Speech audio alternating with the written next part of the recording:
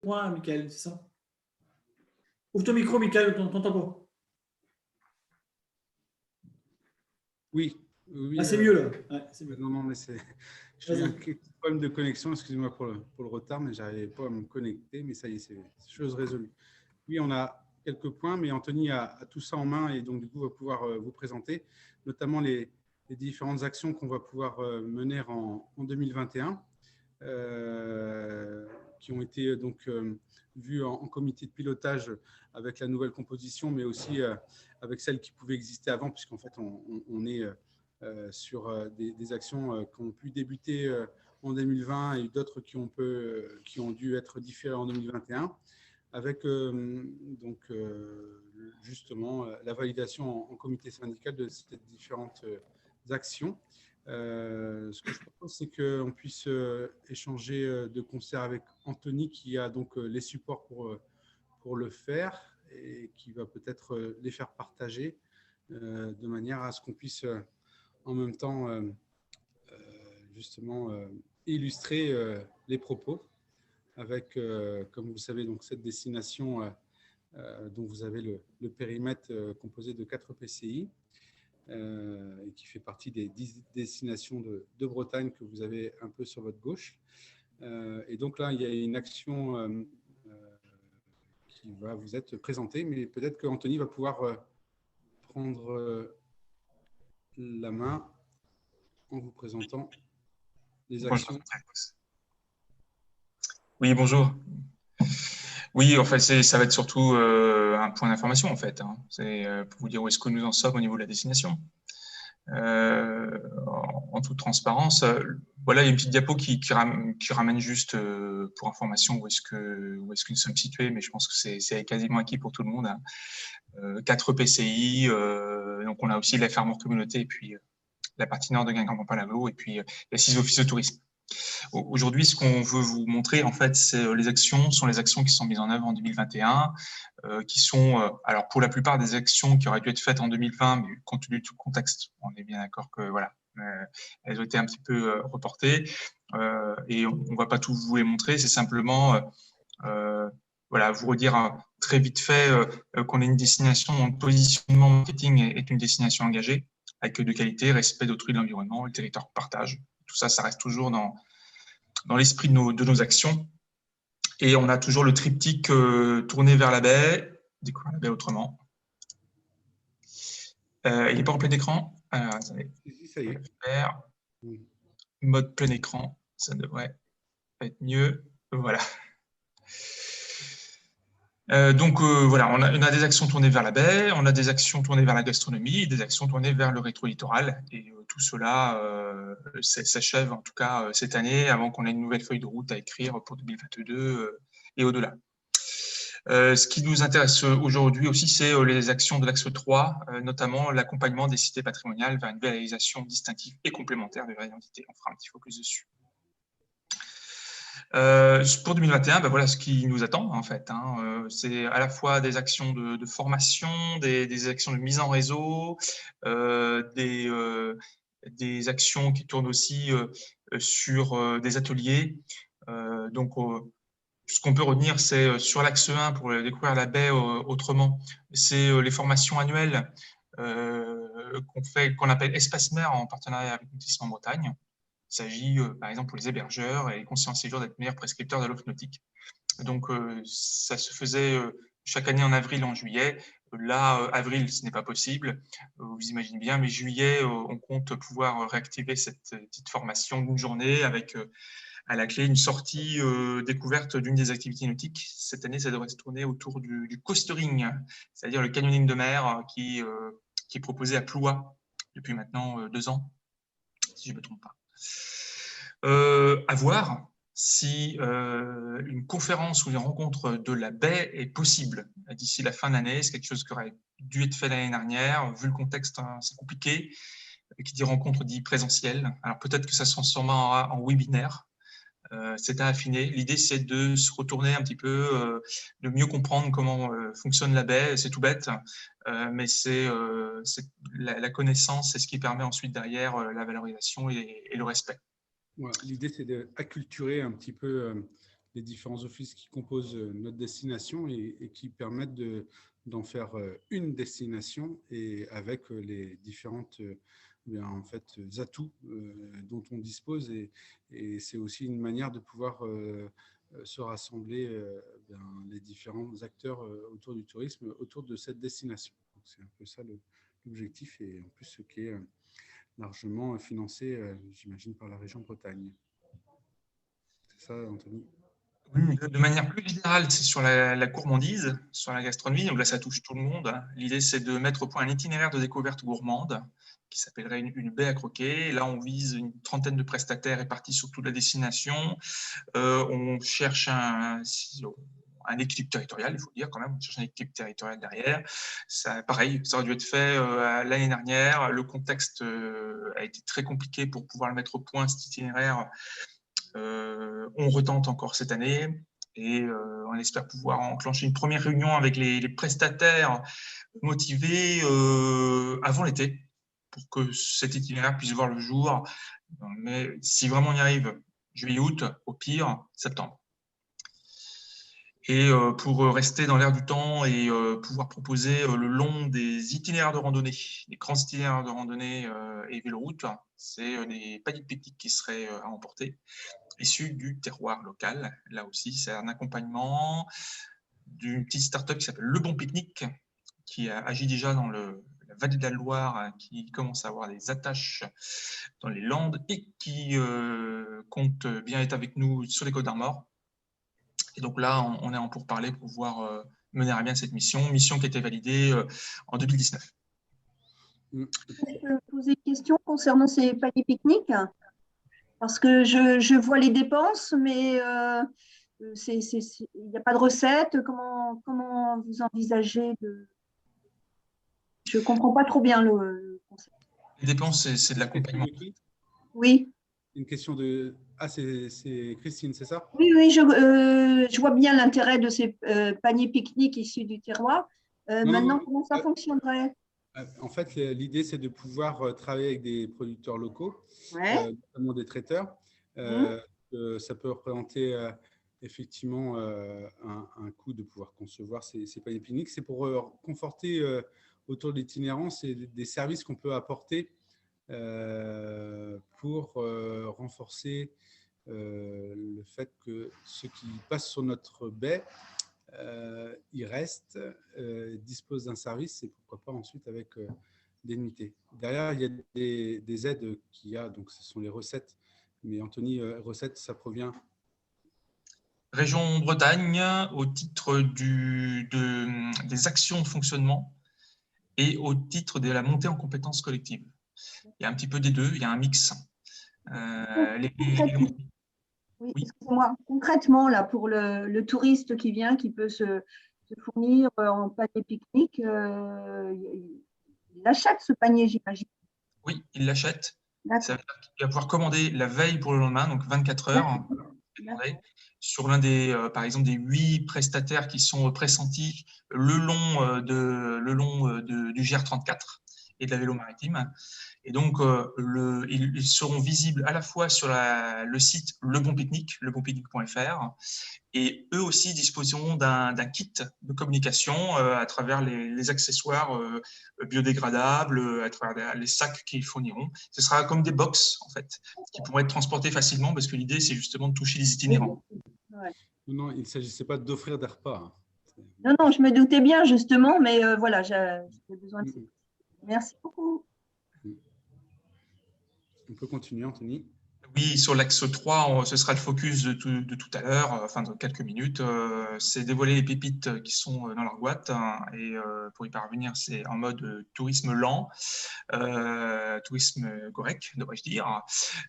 Donc, ce sera une série d'éductours dans les cités patrimoniales qui sont labellisées. Et le but étant d'avoir des visites terrain, d'interconnaissance et d'activer des leviers, des chantiers permettront de trouver des solutions sur les problématiques de signalétique, d'accueil, de l'offre aussi, d'étoffement de l'offre touristique. C'est tout ça que visent les éductours à partir de l'automne prochain.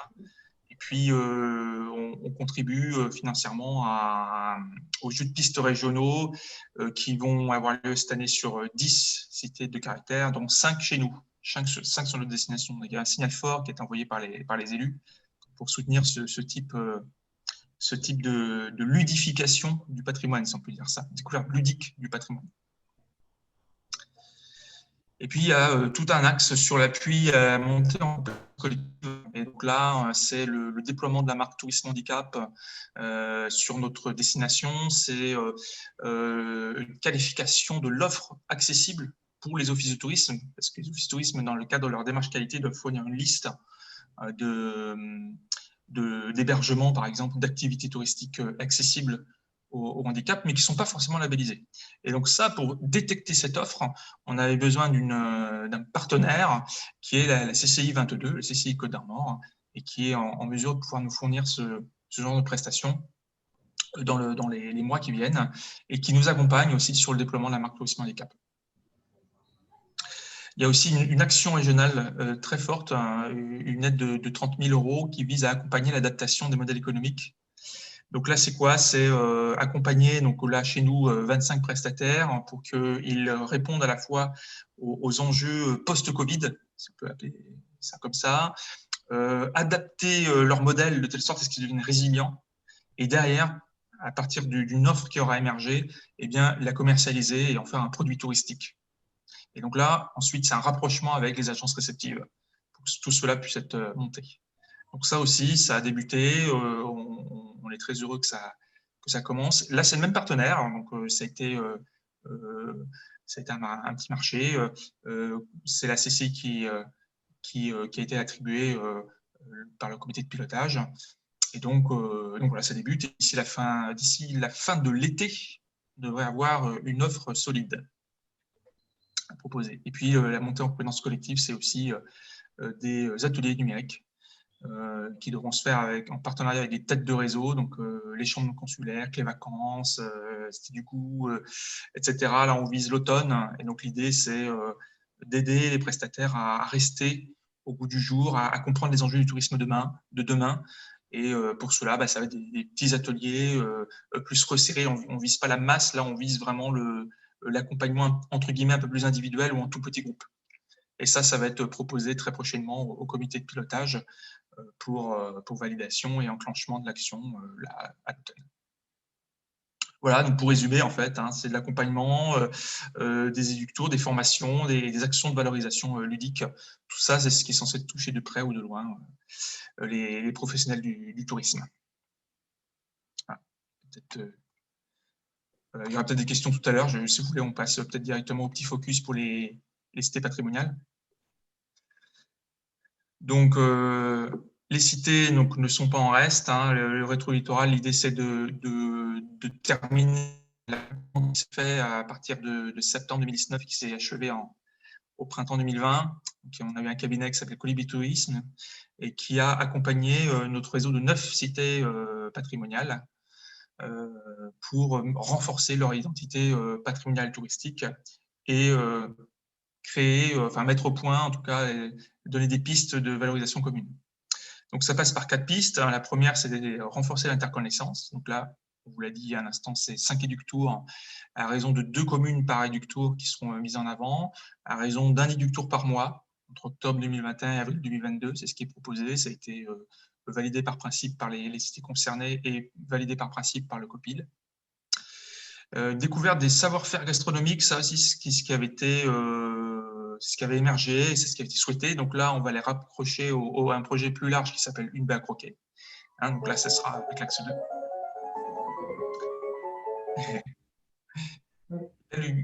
La ludification du patrimoine, on l'a évoqué, c'est financement du projet des jeux de piste régional avec 50 000 € mis sur la table sur 2 ans. Et là, à terme, on aura nos 6 cités de caractère, plus la ville historique de Lamballe qui font partie du projet. Donc la totalité, finalement, de ce réseau. Et il ne manquera plus que les communes du patrimoine rural de Bretagne, qui sont Saint-Alban et Runan. Et on a eu écho qu'en 2022, ça allait pouvoir être possible, qu'ils allaient pouvoir intégrer ce système de jeu de piste. Et puis l'expo photo, l'idée c'était de découvrir les cités sous un autre angle, vue par les habitants en coulisses. Donc là, il y avait une proposition qui avait été faite avec le Centre d'art Goudzégal, et cette proposition, pour l'instant, elle ne peut pas voir le jour, et on va vous expliquer pourquoi. Il y a eu je passe sur les éductours. Vous aurez peut-être des questions tout à l'heure. Je redis que c'est pour développer une synergie, trouver des solutions communes et engager des chantiers sur la signalétique, les aménagements, etc. Donc il faut le voir comme une première marche vers d'autres actions derrière. Et puis quand on parle d'engagement des chantiers, ça n'a pas forcément la destination qui agira dessus, mais par contre, on peut activer des leviers d'aide régionale. On a notamment ce qu'on appelle le volet investissement de 200 000 € annuel. Peut-être qu'à partir de 2022, lorsque ces chantiers auront émergé, il y aura possibilité de bénéficier d'une aide régionale en partie. Sur l'expo photo, c'est un regard artistique et puis une implication des habitants à travers des ateliers d'édition thématiques.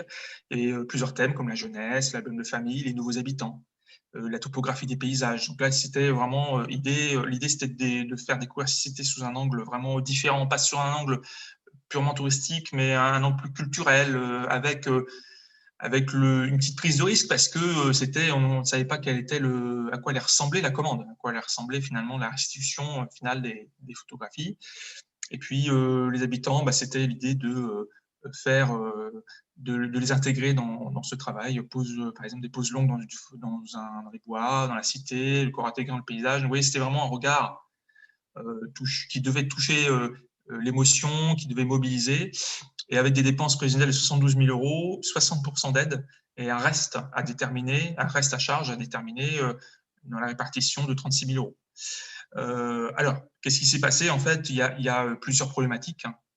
La première, c'était une mission qui, bien qu'ayant été exprimée lors de cet accompagnement, ne rentre pas dans le champ de compétences de la destination.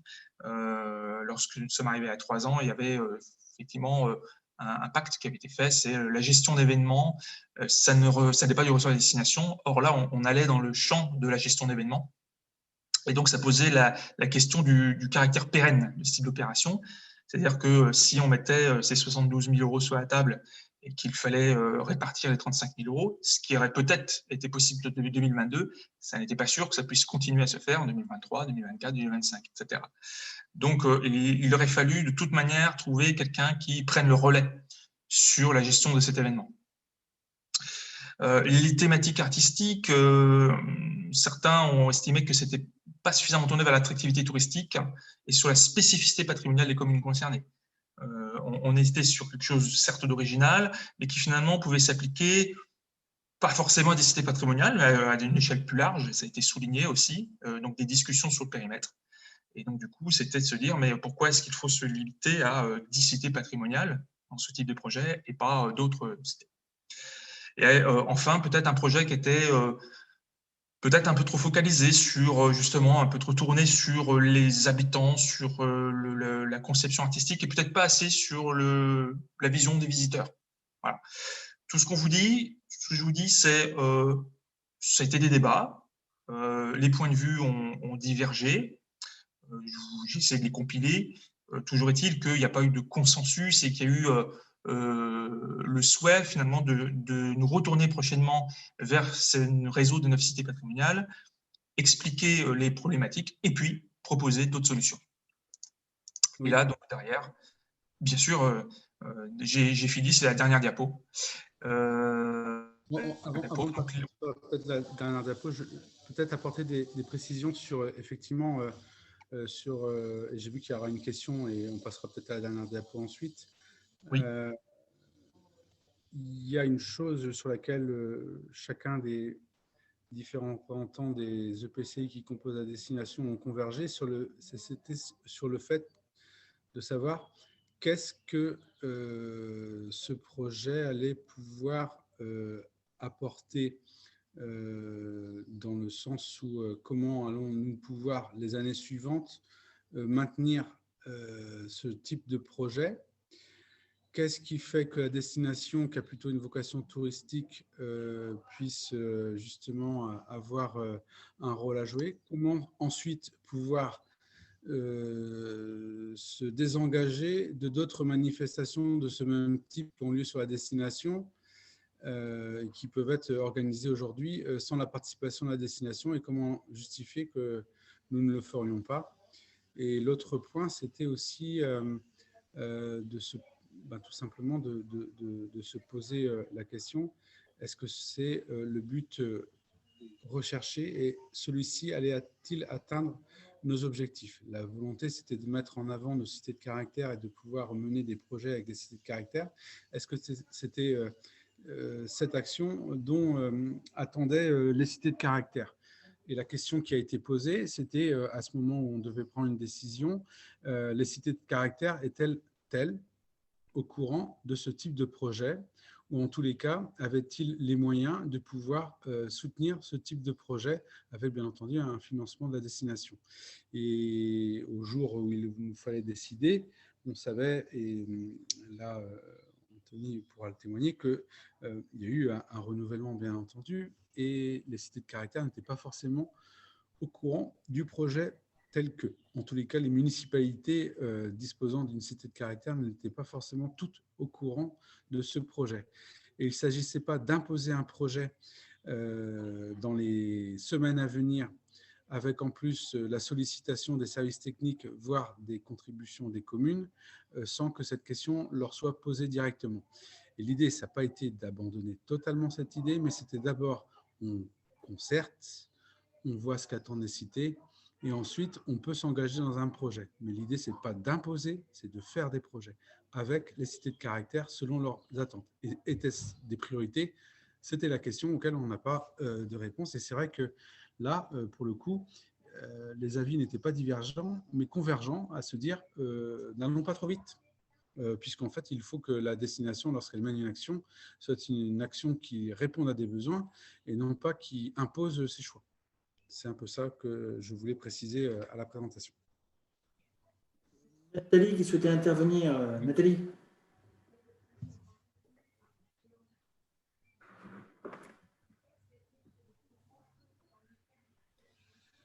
Nathalie, on ne vous entend pas. On t'entend pas, Nathalie. Nathalie, on ne t'entend pas. Non, du tout. Non.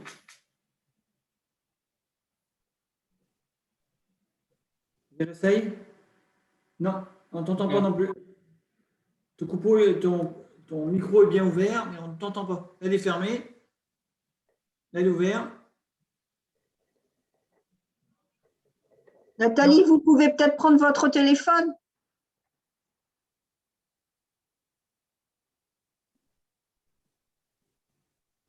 Essaye en m'appelant, Nathalie, comme ça ne sera pas sous micro. Pour être plus efficace.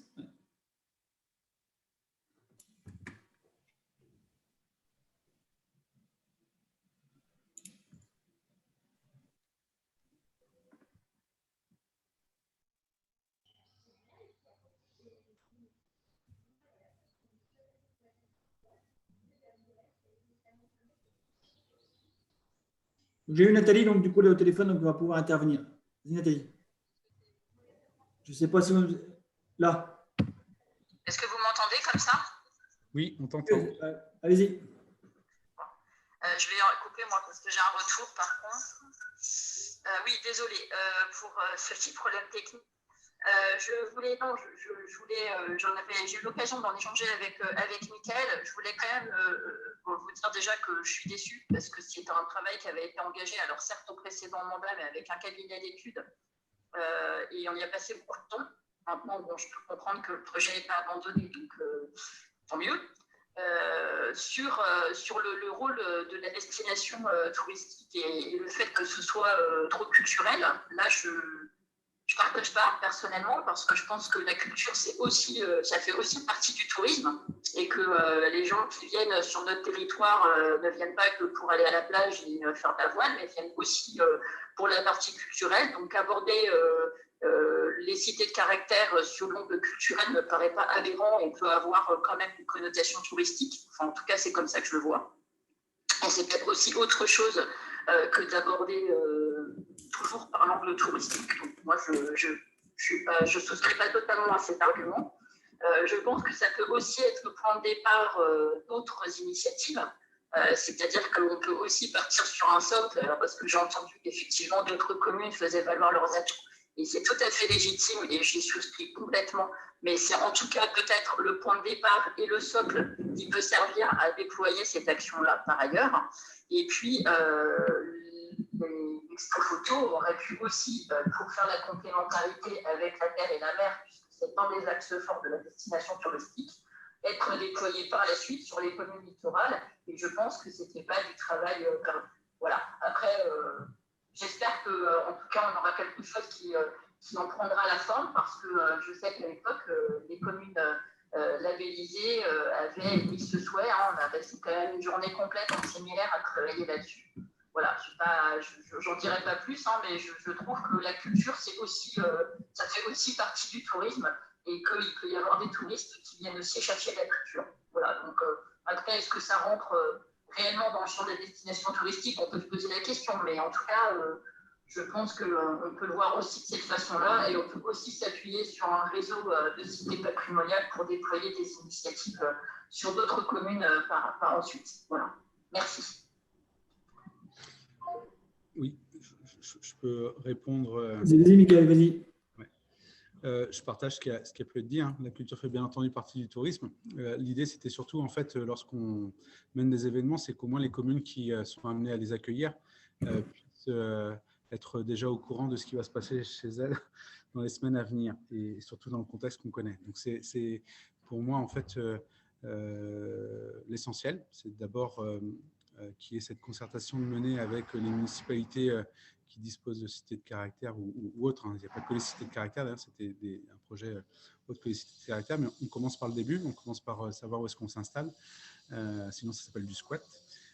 Et ensuite, bien entendu, qu'après, on peut peaufiner le projet à destination de ce qu'on souhaitait, justement, plus rural. Donc, il n'y a pas d'ambiguïté là-dessus, et bien entendu que la culture fait partie des offres qu'on peut apporter lorsque quelqu'un vient séjourner sur notre territoire, comme toutes les autres activités qui peuvent être présentes. Donc, ça fait partie de ce panel, et on est d'ailleurs répertorié la Bretagne et dans son ensemble pour sa culture. Donc, il n'y a pas de souci là-dessus, il n'y a pas d'ambiguïté. Après, c'était la réflexion de jusqu'où on peut s'arrêter, mais on commence par le début. Et puis ensuite, je pense que le projet nécessite d'être posé entre les différents interlocuteurs, et c'est ce que j'ai demandé, c'est-à-dire que soit une réunion ait lieu avec les différentes communes sur lesquelles allait avoir lieu ce projet, associé bien entendu aux différents membres du comité de pilotage à la destination, et qu'autour de cette table on puisse vraiment échanger sur le fait que voilà, il y a cette manifestation, êtes-vous pour, à quelle hauteur vous pouvez participer, plutôt qu'arriver avec, vous savez, une exposition, et puis on vient demander ensuite, tiens, ce serait bien que vous les hébergez, tout ça. Donc moi, je trouvais que même si le projet a bien avancé, on va dire, entre l'association et les personnes en charge de ce projet, il faut maintenant que ce projet soit mûri avec les principaux concernés. Donc voilà, c'est tout cela qui me fait en sorte que je suis assez à l'aise sur le fait qu'il vaut mieux avoir quelque chose de reporté, mais auquel chacun adhère, que quelque chose qui soit précipité et auquel chacun ne comprend pas l'objet même de cet investissement qui, je le rappelle, est de l'argent public. Et Christine qui disait effectivement qu'elle peut appuyer que sur ses propos, donc c'était par rapport à l'intervention de Nathalie, je pense. Voilà. Évidemment, sur le caractère culturel et surtout le fait de ne jamais dissocier les deux, parce que pour moi, ils se renforcent l'un l'autre. La culture, le tourisme, l'attractivité, le rayonnement, tout ça est intimement lié.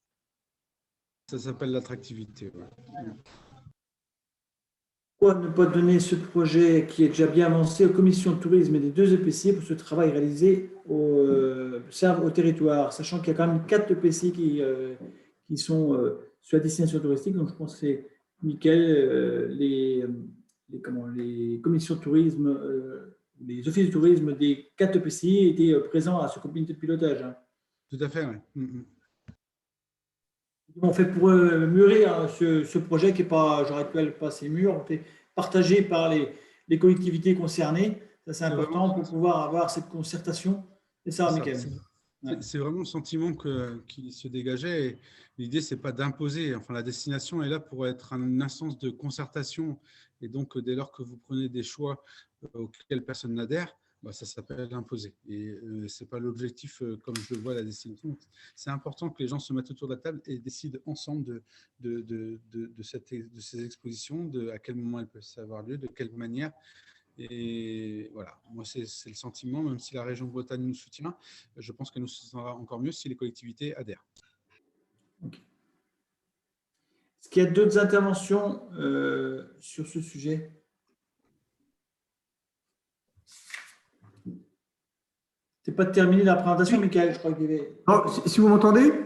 Oui, Philippe, vas-y. Oui, alors en 2 mots, bonjour à tout le monde. Je suis arrivé un petit peu en retard, mais j'ai entendu parler effectivement du soutien de la région Bretagne. Mais non seulement la région Bretagne soutient, mais c'est en plus, je le redis, mais tout le monde l'a dit tout à l'heure, le côté culture est certainement l'un des atouts, outre le côté géographie et les autres outils qu'il y a en Bretagne, mais c'est l'un des atouts majeurs de notre région. Et je pense qu'il ait besoin de réfléchir, mais je pense qu'il ne faudra pas réfléchir trop longtemps. Il faut vraiment lancer quelque chose là-dessus. Et ça fait partie des axes en plus volontaires de la Bretagne actuellement. Donc, oui, sans aucun problème, la région soutient et ça fait partie des axes majeurs sur lesquels il faut qu'on s'appuie sans les dévoyer. Oui, non, mais je suis d'accord qu'il faut réfléchir vite, parce qu'il y a des groupes de réflexion qui n'ont jamais mené d'action. L'idée, c'est quand même faire en sorte qu'on ne réfléchisse pas pour, mais avec les communes concernées. On a bien entendu le conseiller régional intervenir pour représenter la région en même temps. Pas d'autres interventions sur le sujet. Anthony et Mickaël, vous n'avez pas terminé la présentation, je crois, c'est ça? Il restait une diapo sur 2 propositions qui viendraient compléter, en fait. C'est l'idée d'un concours photographique avec le réseau Patrimoine de Bretagne et l'idée d'une campagne photographique. Et donc là, c'est par exemple faire appel à un photographe professionnel, pour le coup. On a déjà fait des campagnes photographiques les années précédentes par exemple, sur l'itinérance, sur les grandes marées. Alors, je sais qu'il y a une demande qui a été faite pour qu'il y ait une campagne photographique sur les cités en question, sur les cités labellisées. Eh bien, on pourrait, par exemple, jouer sur les droits photos, de telle sorte à ce que ces photos n'aillent pas que pour les offices de tourisme et la base photothèque, mais que les communes concernées puissent en faire usage et faire un usage assez large. Du coup, c'est une négociation simplement sur le tarif et sur le prix. Voilà. C'était 2 petites pistes qui pouvaient être proposées en attendant d'aller plus loin sur le projet d'Expo Photo.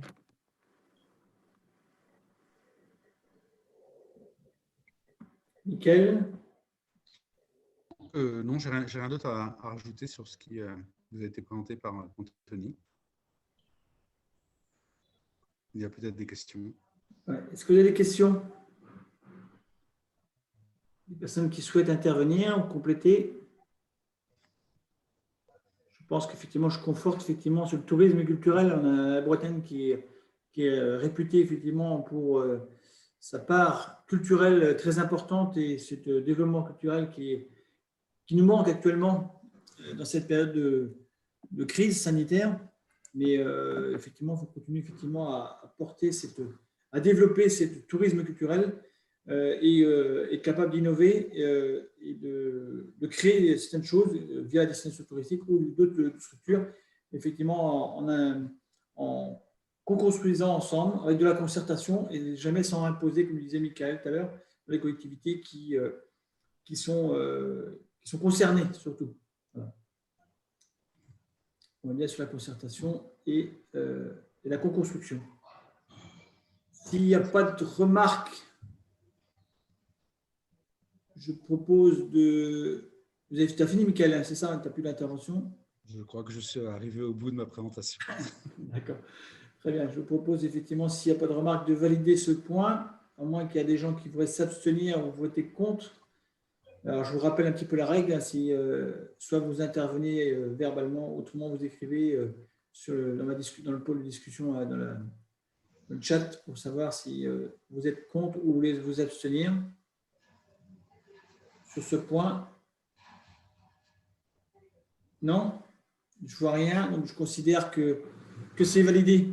Merci à Anthony et merci à Mickaël de ces travaux et à l'ensemble des personnes qui ont pu travailler, le comité de pilotage aussi sur le sujet, sachant qu'effectivement, on continuera à pouvoir échanger et amener les actions rapidement. Mickaël et Anthony. Ouais. Réactivité. À bientôt. Merci. Le point suivant, on est sur le pôle aménagement et urbanisme. C'est bien ça, Patrick? Pas de bêtises? Oui, c'est tout à fait ça. C'est un point qui... de la conférence bretonne de la biodiversité. La conférence bretonne de la biodiversité, oui. Je ne sais pas si, s'agissant du pôle aménagement et urbanisme, Nathalie veut en dire un mot ou pas particulièrement? Non, Pas de micro en plus. Voilà.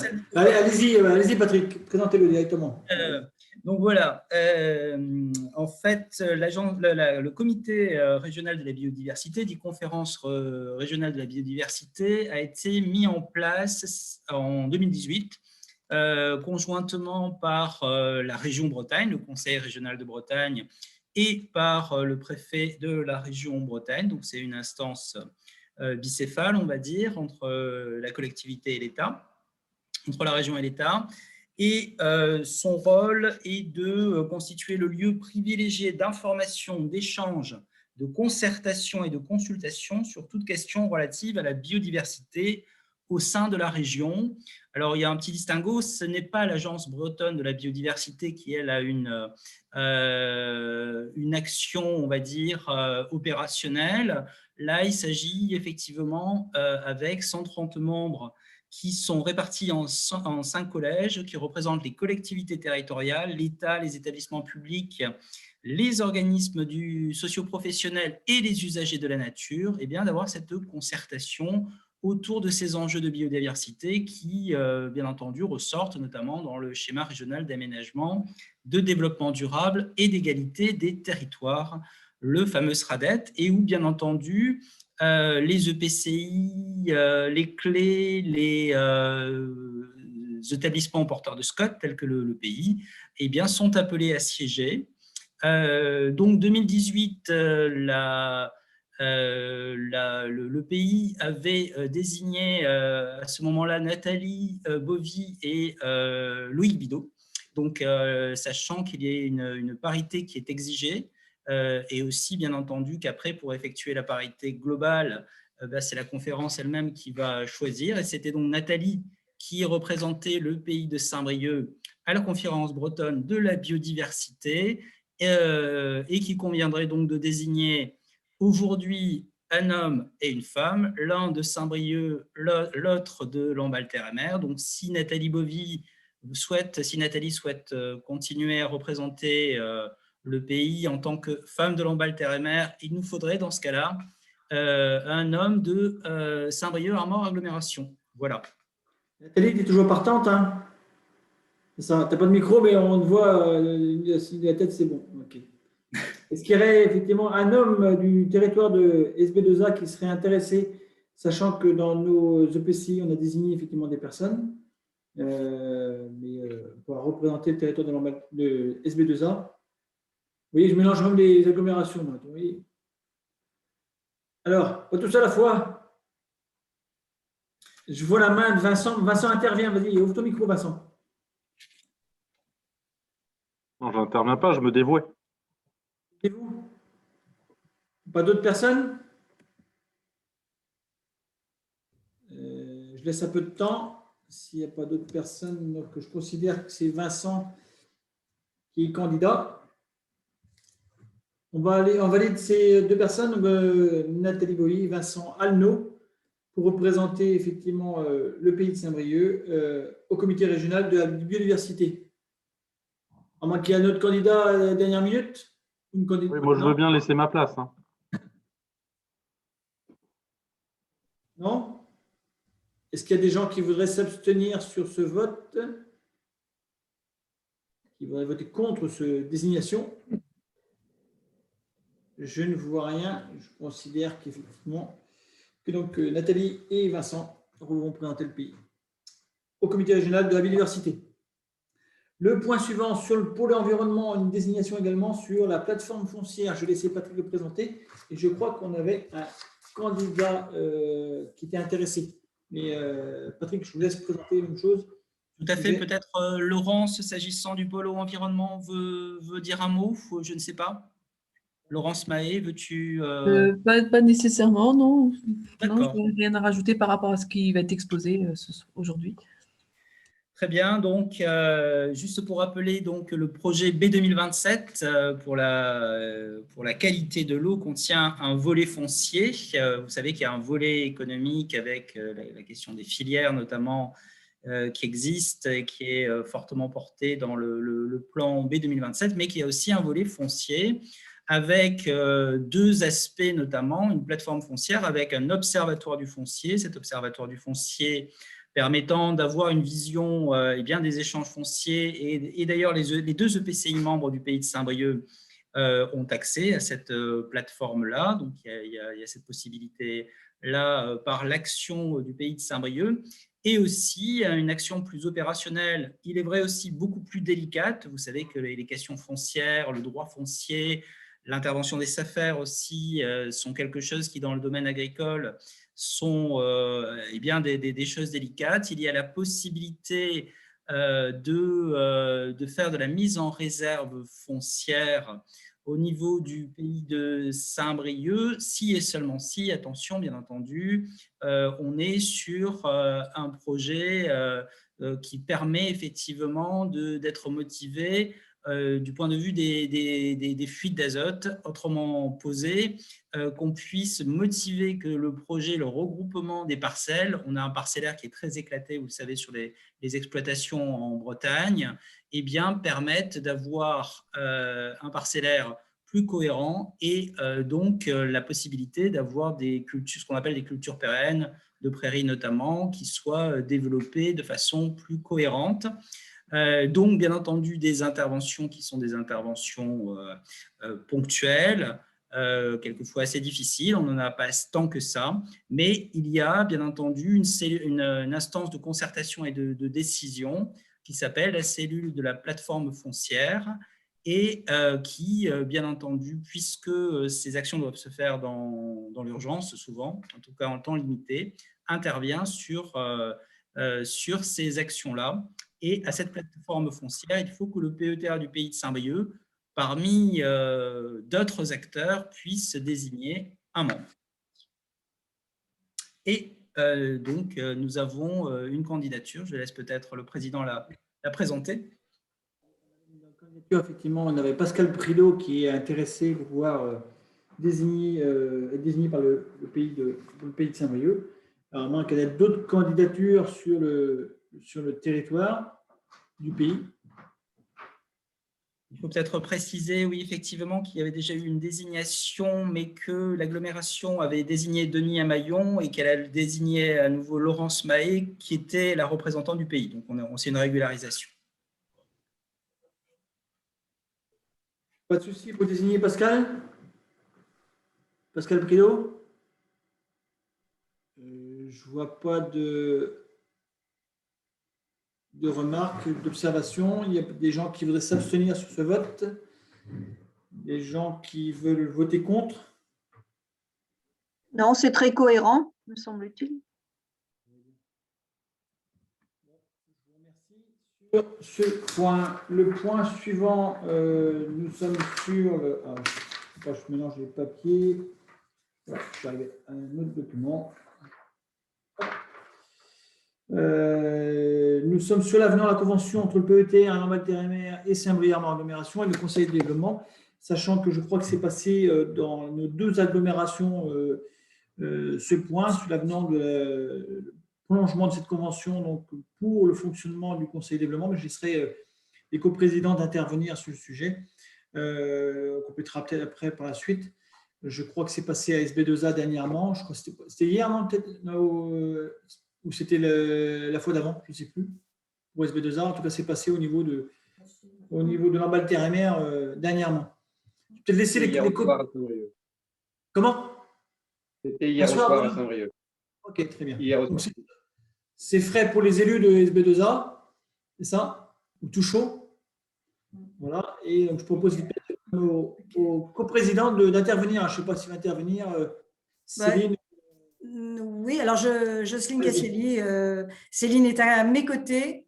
Nous avons chacun notre écran, nous gardons les distances de prudence et nous avons le plaisir de nous adresser à vous pour vous remercier par avance, parce que ce n'est pas voté, mais je l'espère, de bien vouloir signer avec nous cet avenant à la Convention qui régit les rapports que nous avons et avec le PETR et avec les deux EPCI, Lamballe-Terre-et-Mer et SB2A.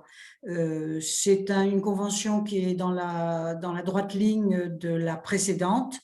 Il n'y a pas de modification, on va dire, de fond, si ce n'était que la prise en charge financière, et il faut souligner cet effort des deux EPCI, est plus importante. Vous nous permettez ainsi de jouer tout le rôle qui est le nôtre aux côtés des collectivités, et nous nous en félicitons. Je vais passer la parole à Céline, comme ça elle aura le plaisir aussi de dire quelque chose. Il paraît qu'elle n'a rien à dire, mais bon, elle va quand même très bien le dire, je le sais. Donc, merci à vous. Et puis, nous espérons être bien sûr en présentiel aussi lorsque nous aurons à présenter des préconisations, des avis que vous nous demandez. Il y en a bientôt pour SB2A avec le projet de territoire et Lamballe-Terre-et-Mer. Écoutez, ça va suivre son cours dans les mois à venir. En tout cas, nous l'espérons bien. Et nous sommes toujours à votre écoute aussi pour étudier des sujets qui sont les vôtres et qui sont donc par conséquent les sujets de tous les citoyens. Céline, allez-y. Un petit mot peut-être, Céline. Allez-y. Bonjour à tous et toutes. Simplement en complément de ce que vient de dire Jocelyne, si on vous a demandé une contribution supplémentaire, c'est simplement pour spécifier, c'est qu'il y a la subvention de la région a baissé de 25 000, nous passons à 15 000. Et donc, je réitère aux côtés de Jocelyne et de la part de l'ensemble des membres du Conseil de développement pour nos remerciements, pour vraiment votre soutien qui nous permet de continuer d'avoir une salariée au Conseil du développement, parce que pour rappel, nous avons Alice Borgna, qui est un ETP, et donc c'était notre préoccupation première, puisque sans Alice, nous sommes des bénévoles, investis certes, mais sans Alice, on n'aurait pas et on ne pourrait pas avoir une contribution telle qu'elle va être auprès de vous, collectivité. Voilà. Oui, bien rappelé, merci Céline.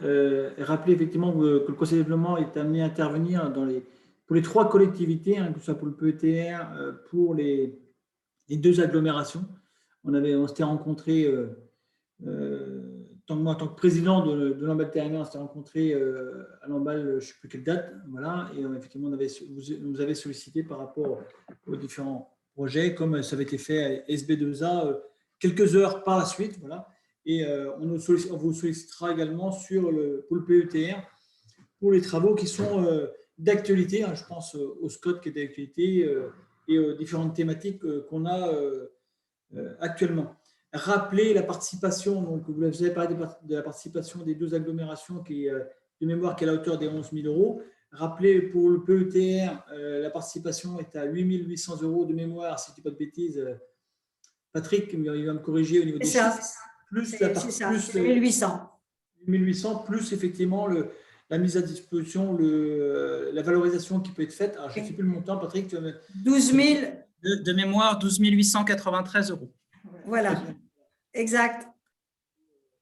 Au bénéfice effectivement du Conseil de développement pour pouvoir fonctionner et pour avoir cette participation citoyenne pour l'ensemble des trois collectivités, PETR et les deux agglomérations. En tout cas, merci pour les travaux qui…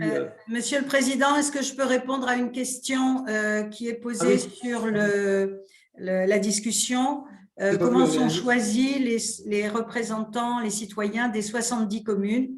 Eh bien, c'est la commune elle-même qui désigne la personne qu'elle désire voir la représenter au sein du Conseil de développement. Jusque-là, c'est comme ça. Dans notre avenant, dans notre avenant, on a vu qu'on pourra adopter peut-être une méthode un peu différente. J'ai plus la chose en tête, hein, excusez-moi, j'ai pas le texte. Mais pour le moment, c'est la commune qui décide d'envoyer telle ou telle personne. D'ailleurs, nous avons encore quelques manques dans notre liste. Si je peux me permettre de compléter, Madame la coprésidente, en définitive, les modalités utilisées pour le collège citoyen, ce serait un appel à candidature qui avait été entendu, effectué par le Conseil de développement avec le soutien des moyens de communication des collectivités, et puis ensuite un comité composé du bureau en place et d'élus des établissements publics afin d'assurer au mieux la parité, la représentation des différentes classes d'âge et des différentes communes serait mis en place. Et toutefois, dans l'hypothèse où une commune ne serait pas représentée, le siège pourra être occupé par un volontaire d'une autre commune. Voilà. Alors, ça peut sembler un peu complexe et un peu long comme procédure, mais c'est important pour avoir au sein du Conseil des citoyens motivés. Et puis, ne pas laisser non plus de place vide avec la fin de ce que vient de lire Patrick Plantier. Si jamais il y avait une place libre pour différentes raisons, il est important de pouvoir pourvoir ce siège par quelqu'un d'autre d'une autre commune, une commune voisine par exemple. Hein. C'est important que toutes les communes du territoire puissent être associées. Effectivement, après par contre, si on n'a pas de bénévoles, c'est sûr, si on n'a pas de volontaires, difficile d'aller chercher, on ne va pas désigner d'office, effectivement, ces personnes. Est-ce que c'est clair, Claudine, pour vous? Oui, c'est clair, merci beaucoup. Et est-ce qu'il y a des communes qui ne sont pas représentées? Oui, il y a des communes qui ne sont pas représentées, y compris la mienne, je dirais. Si je ne dis pas de bêtises. Oui, je ne voulais pas le dire, mais je crois que… Il ne faut pas hésiter à le dire. Non, prérogative du président, on ne touche pas le président. Non, il n'y a pas de souci. Il me semble que Saint-Carac n'est pas représenté non plus de mémoire. Alors, Laurence? Eh bien oui, les bénévoles, quoi. Voilà. Mea culpa. Et l'Ermitage non plus, mais on va vous trouver quelqu'un d'investi. Oui, voilà. Mandat. Écoutez, c'est un peu partout. Il y a un noyau quand même, là. Je crois que j'ai vu qu'il y avait Pluck, Saint-Carac et non, quand même. Je crois qu'il y a un petit noyau. Voilà. Il y a un petit noyau irréductible là. Mais je pense que vous allez savoir montrer l'exemple. Tout à fait, oui. On vous fait confiance. Une question simple, c'est possible de nous dire, parce que moi je ne sais pas si on a nommé quelqu'un. On pourrait envoyer effectivement peut-être. Écoutez, on va vous envoyer le listing complet. Oui. Dès que possible, c'est-à-dire que lundi matin, ça part. D'accord, merci. De rien.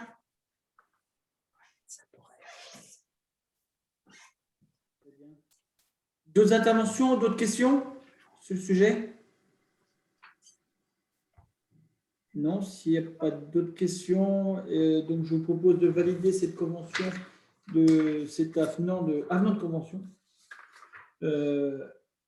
avec le Conseil de développement, sachant que c'était validé par les deux EPCI, donc je vois mal effectivement que le PLTR ne s'engage pas non plus sur le sujet.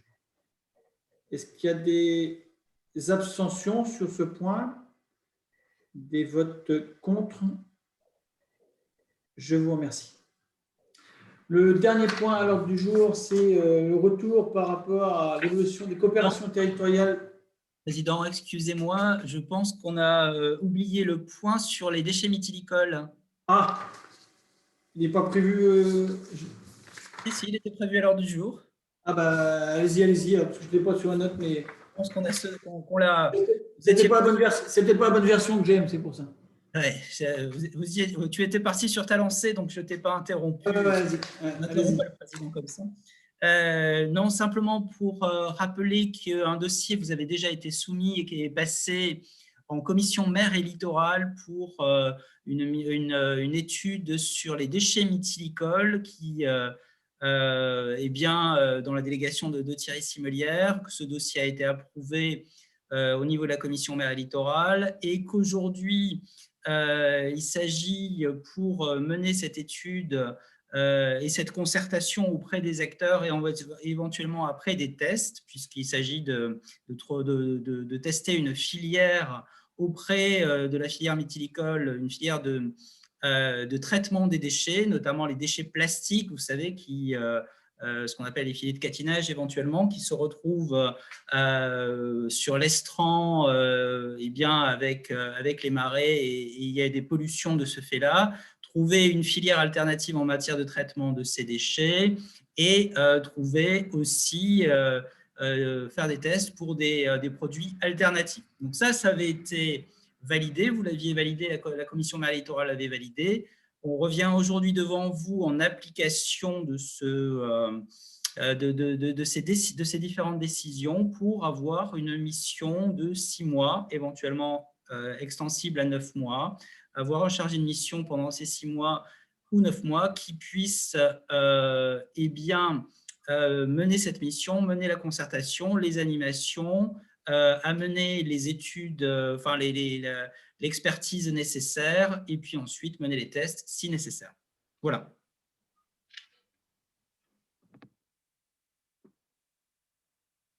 Pas d'intervention, pas de demande d'intervention? Si Thierry, si je peux. Oui, Bruno. vas-y, Bruno, vas-y.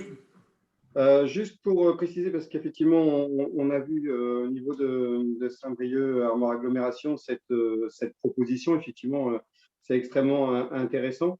Juste pour signaler, parce que nous, on avait l'intention, mais du coup, on ne va pas faire en doublon, puisque le pays va s'en charger, mais on est en train on a en cours sur notre territoire une étude de préfiguration dans le cadre d'un appel à projet de l'ADEME sur territoire économe en ressources.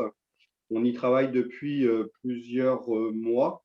On a un certain nombre de boucles d'économie circulaire qui vont être réfléchies dans le cadre de cet appel à projet.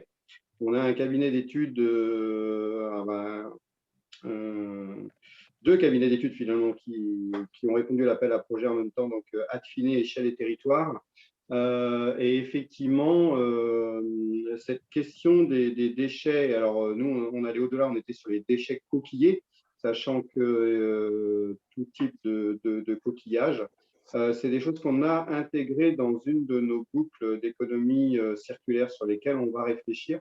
Donc, je pense que Tom Merlier, qui est chargé de mission à l'agglomération sur ce sujet-là, va probablement avoir l'occasion de prendre contact avec vous pour voir comment on peut croiser un peu les regards sur ce dossier, pour ne pas faire les choses en doublon. S'il y a des choses que nous, on a déjà fait et qui peuvent vous aider, ce sera tant mieux. Et puis, inversement, de façon à ce qu'on puisse croiser les informations.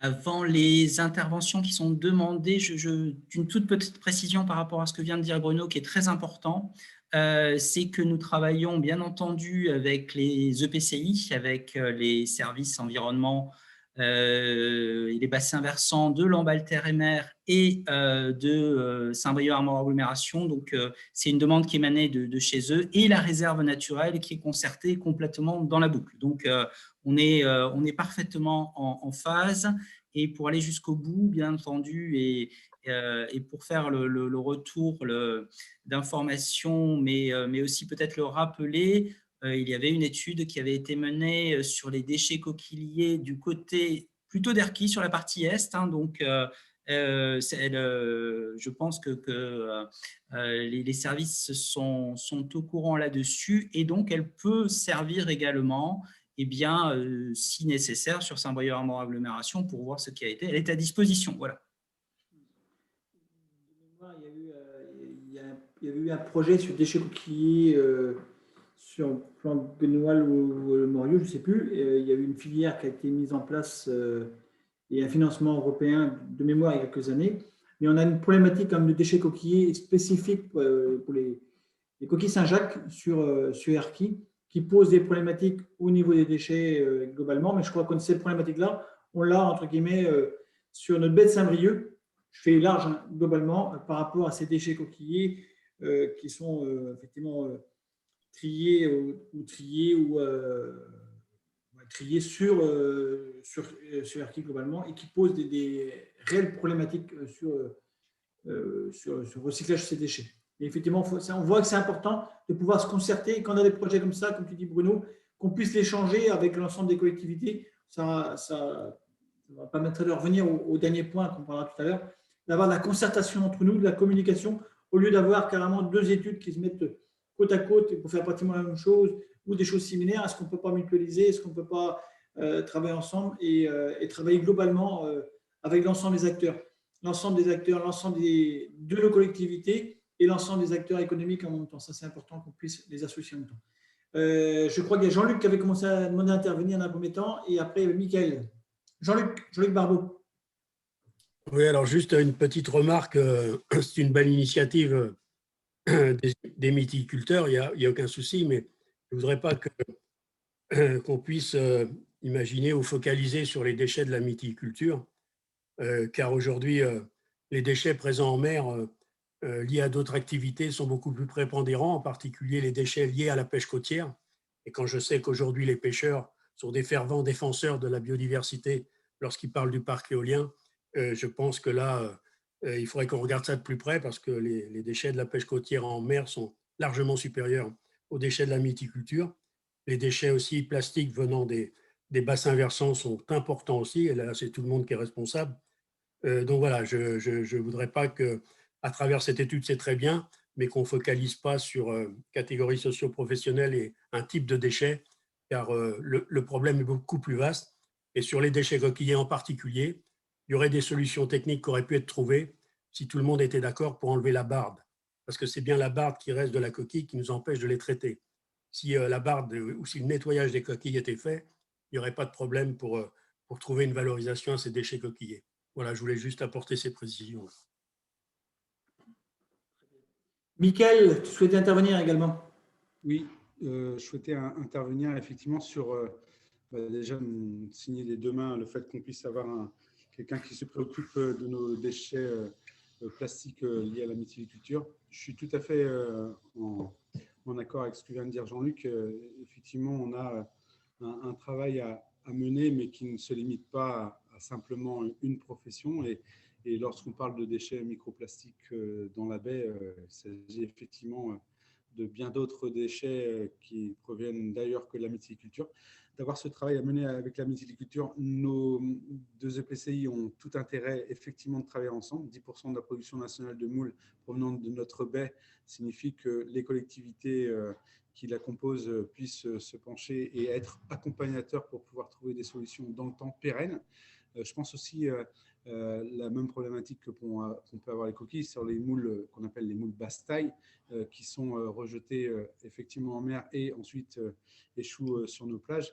Et si on arrive au cours de ces 9 mois et qui vient justement compléter le travail qui a pu être mené déjà par la GIZC sur les déchets coquillés qui ont déjà été abordés, qui a apporté une solution notamment sur le plan global, c'était à Jospinet, Thierry, justement, qui a déjà des choses de fait. Si ça peut s'élargir à l'ensemble de cette profession, ben, c'est tant mieux. Si le pays et les EPCI s'y emploient pour apporter des solutions, ça n'est que mieux. Et effectivement, sur les déchets microplastiques, je suis d'accord sur le fait que lorsqu'il y a des échouages, et justement, on le sait avec la réserve naturelle qui ramasse régulièrement, organise des séances de ramassage. Il y a d'ailleurs des bacs à marée maintenant désormais présents sur les différentes communes de la baie. On se rend compte que les déchets plastiques proviennent en très grande partie d'autres choses que la mytiliculture. Mais on commence par un début, mais c'est vrai que si on peut l'élargir directement à tout ce qui peut toucher à la mer et qui ensuite se sépare des déchets de nos plages, ben, on peut être que satisfait.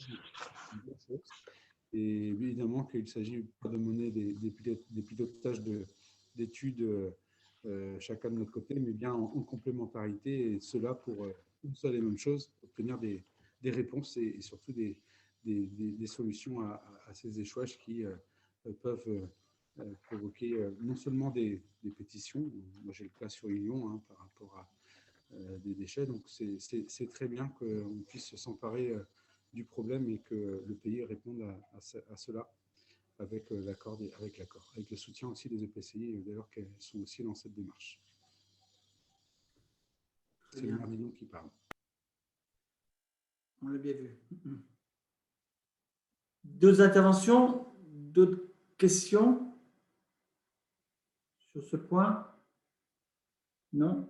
Donc, on valide ce point. Il y a des gens qui voudraient s'abstenir sur ce point, qui votent contre. Je vous remercie. Et il nous reste le dernier point, effectivement, faire un retour de la discussion que nous avons eue mercredi soir entre les deux bureaux sur la coopération entre nos deux EPCI et l'avenir du pays. Dire déjà que c'était une première d'une rencontre des deux exécutifs et des deux agglomérations, y compris, on avait demandé aux exécutifs du bureau du pays de Saint-Brieuc d'être présents en même temps, mais qui font partie du bureau des deux agglomérations. Donc, il n'y avait pas de difficulté, tout le monde était présent.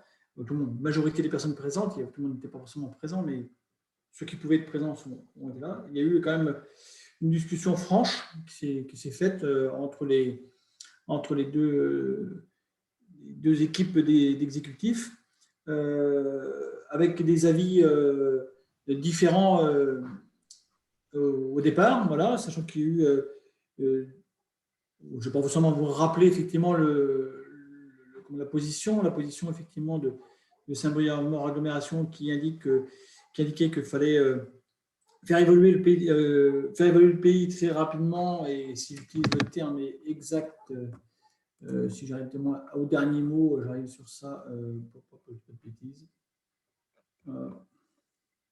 Voilà. La substitution, de trouver des solutions qui permettent de substituer par contre au PETR au 1er janvier 2022, avec la gestion du SAG, la gestion du SCOT, la gestion du PLAV qui restait effectivement dans le même périmètre, et voir une évolution des périmètres sur les contractualisations, sur les fonds FEAMP et les fonds leaders.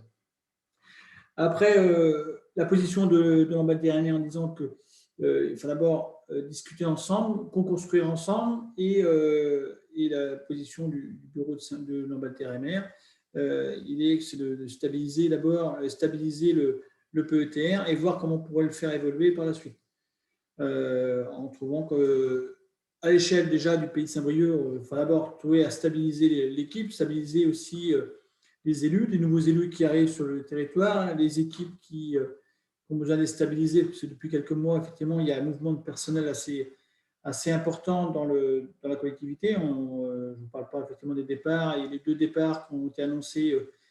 Je vous ai annoncé mercredi soir, donc je vais vous annoncer en même temps deux demandes de salariés qui souhaitent quitter le pôle urbanisme, que ce soit Béatrice qui s'en va vers l'agglomération de Saint-Brieuc, et je cherche le prénom, et Sophie qui s'oriente vers la région Bretagne. Voilà, donc ça c'est des mouvements de personnel qui sont quand même assez importants au niveau du pays. Donc, il faut d'abord qu'on arrive à stabiliser avec des enjeux très importants, un calendrier assez court et des décisions à prendre dans l'urgence aussi, dans l'urgence sur je pense au niveau du SCOT, des travaux qui sont engagés, qu'il faut faire avancer assez rapidement, que ce soit sur le SAGE, on a effectivement des travaux qui sont à faire également. On a la contractualisation au niveau fonds FEAMP, un appel à candidature à répondre avant juin 2021. Globalement, un calendrier assez important et avec une stabilité à retrouver. Donc, il y a un consensus qui a été trouvé quand même à la fin de cette discussion qui a duré plus de 2h30 entre les deux comités d'agglomération et les membres du PETR sur la nécessité de travailler sur l'avenir de notre territoire, sur le projet, et d'intégrer effectivement les évolutions économiques, écologiques, sociales, et de réfléchir à aux échelles de travail les plus pertinentes et efficientes, avec une expression que j'ai ressortie, avec un coup d'avance. Effectivement, il reste des divergences qui persistaient sur la méthode, avec une volonté de des élus de Saint-Brieuc Armor Agglomération qui souhaitaient dans cette démarche trouver des alternatives ou des solutions qui permettent de se substituer carrément au PETR, alors que les élus d'Ambassadeur partent plus sur une volonté de s'appuyer sur le PETR et de voir le faire évoluer. Globalement, tout le monde est d'accord de faire évoluer cette coopération. Après, il faut qu'on arrive à trouver la méthode. Les échéances, je vous en ai parlé avec deux calendriers très différents, avec des urgences et des décisions à prendre à très court terme, avec, je vous l'ai dit tout à l'heure, avec les incertitudes qu'on a au jour actuel et le manque de vision. Donc, on a au jour actuel une instabilité, je vous l'ai dit, au niveau du personnel, mais on a aussi, je pense, une partie comment on le ressent comme ça, hein, pas un désengagement, peut-être pas à ce point-là, mais peut-être un manque d'engagement peut-être de certains élus, et on le voit sur la participation au niveau du SCOT. On n'a pas forcément assez d'élus à participer à nos travaux, même s'il y a des ateliers qui vont sortir très prochainement, je ne sais plus, au mois de mai, Nathalie, hein, il faut quand même qu'on puisse participer assez rapidement, l'ensemble des élus, pour pouvoir faire évoluer et co-construire le SCOT. Je fais vite, hein, mais ce qui a été acté globalement, c'est qu'on puisse mettre en place une méthode de travail efficiente, qu'il y a 2 élus de chaque EPCI par thématique puissent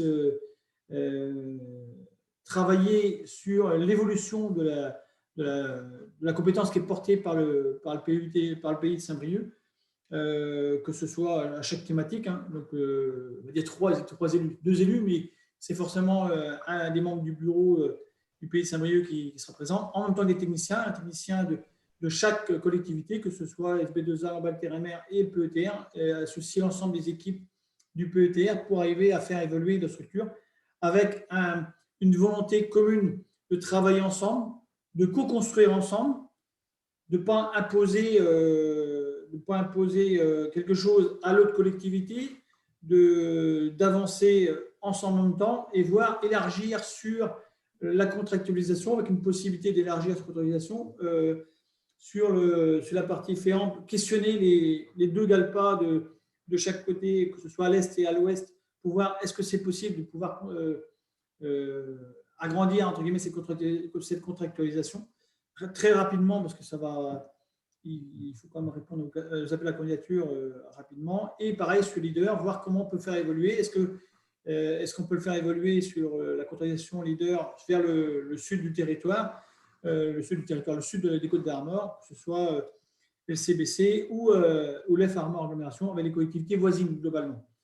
Dire qu'il faut qu'on travaille tous ensemble, main dans la main, pour l'avenir de notre territoire. On n'est pas là pour pouvoir, entre guillemets, se tirer dans les pattes, voir effectivement après de l'avenir, pourquoi pas qu'on construise sur d'autres politiques. Je pense à d'autres politiques que nous portons dans nos collectivités et voir comment on peut arriver à les faire évoluer. Mais d'abord, arriver à trouver une méthode ensemble, rapidement,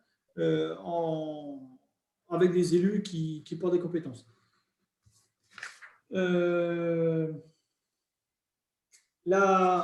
Pour pouvoir mettre ça en place très rapidement, je propose effectivement que le bureau du pays de Saint-Brieuc se réunisse très rapidement. C'est le 7 mai, il n'est pas prévu du bureau pour se réunir, mais qu'on se réunisse pour qu'on affine cette méthode de travail, mais d'avoir cette co-construction ensemble avec les équipes. J'ai fait vite. Je pense qu'il y a d'autres personnes qui souhaitent intervenir sur le sujet. Il y a Roland Cadran m'avait envoyé un courrier, je crois que c'est hier. Voilà, il a été modifié aujourd'hui et qui revient sur le sujet. Hein, mais je laisserai peut-être les élus de SB2A intervenir sur ce sujet en même temps. Je pourrais vous le transférer par la suite, mais je n'ai pas eu le temps pour l'instant de le gérer. Je me proposais de l'envoyer effectivement à l'ensemble des membres du PETR, du comité syndical, pardon. Il y avait Jean-Luc qui voulait intervenir, il y avait Vincent. Alors je ne sais plus, c'est Vincent d'abord, ouais. Vincent, et après Jean-Luc. Christine d'abord. Pardon. Il y avait Christine d'abord, et puis après… Pas Christine, mais… Oui, merci. Merci, parce qu'effectivement, moi j'ai utilisé la petite main et non le… Ah oui, excuse-moi. Voilà, le forum de discussion. Vas-y. Oui, vas-y, Christine. Oui, merci, Monsieur le Président. Effectivement, le Président a tout à fait bien retranscrit ce qui s'était passé il y a 2 jours. Et finalement, le contenu de ce courrier du 23 avril qui résume cela, alors je l'ai sous les yeux, mais Je ne sais pas si le président souhaite que j'en fasse une lecture. Comme tu souhaites. Il est assez court, hein, donc voilà. Une page. Donc, non, il est très court.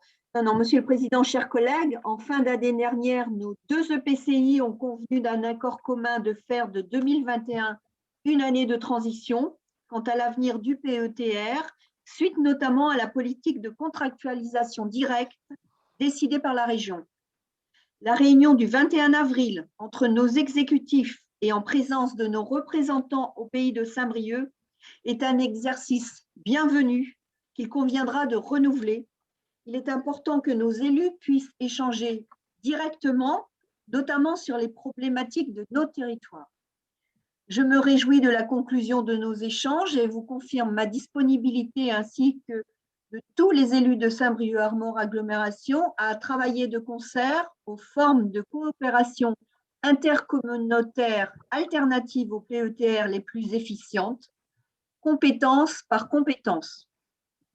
Notre objectif est simple, permettre d'élargir nos coopérations intercommunautaires à d'autres EPCI et ainsi coller au bassin de vie, de mobilité et d'emploi, au-delà des simples frontières administratives de nos établissements publics respectifs. Ce travail, déjà régulièrement évoqué au sein des différentes instances de notre agglomération, conseil d'agglomération, bureau, conférence des maires, nous permettra ainsi de se donner les quelques mois de réflexion et d'approfondissement voulus à raison par les élus de LTM.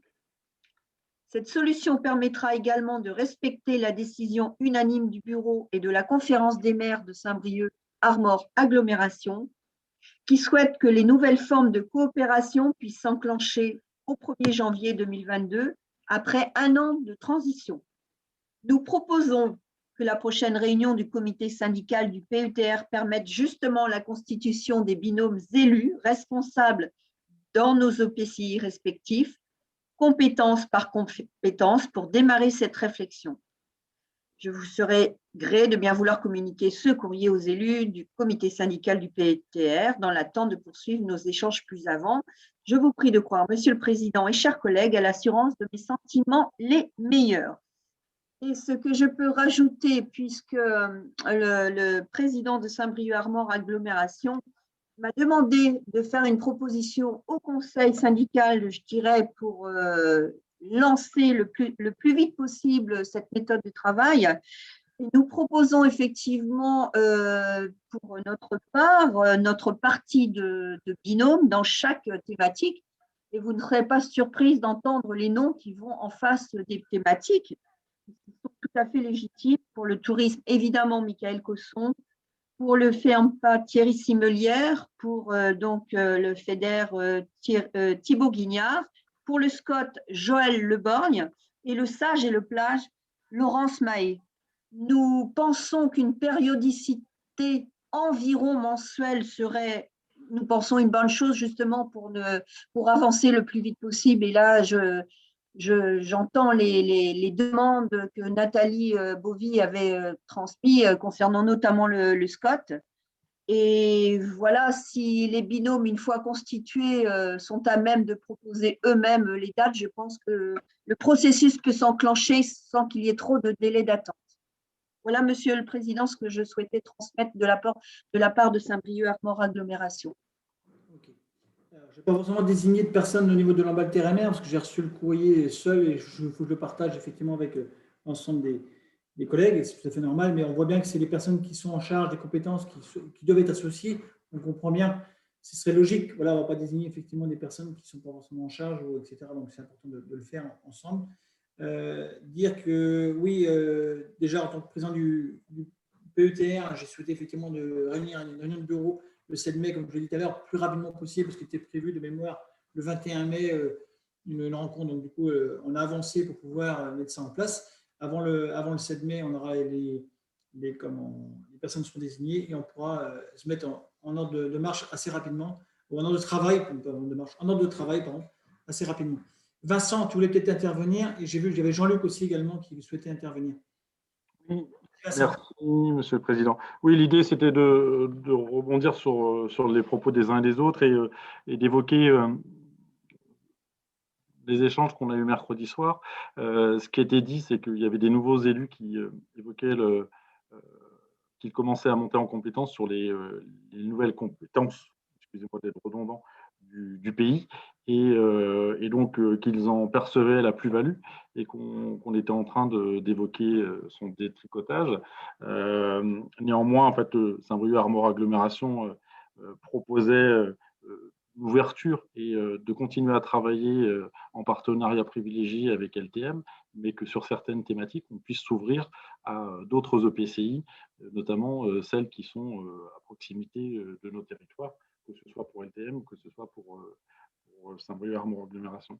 Et l'idée, c'est que dans le travail qui est évoqué, là, que je trouve pertinent également, c'est qu'on puisse envisager comment conserver ces plus-values pour le pays, et puis de réfléchir aux futures structures juridiques du pays, au portage des différentes compétences, parce que ce qui semble important, c'est de garder ce travail et ce savoir-faire qu'on a mis ensemble, qu'on a défini ensemble.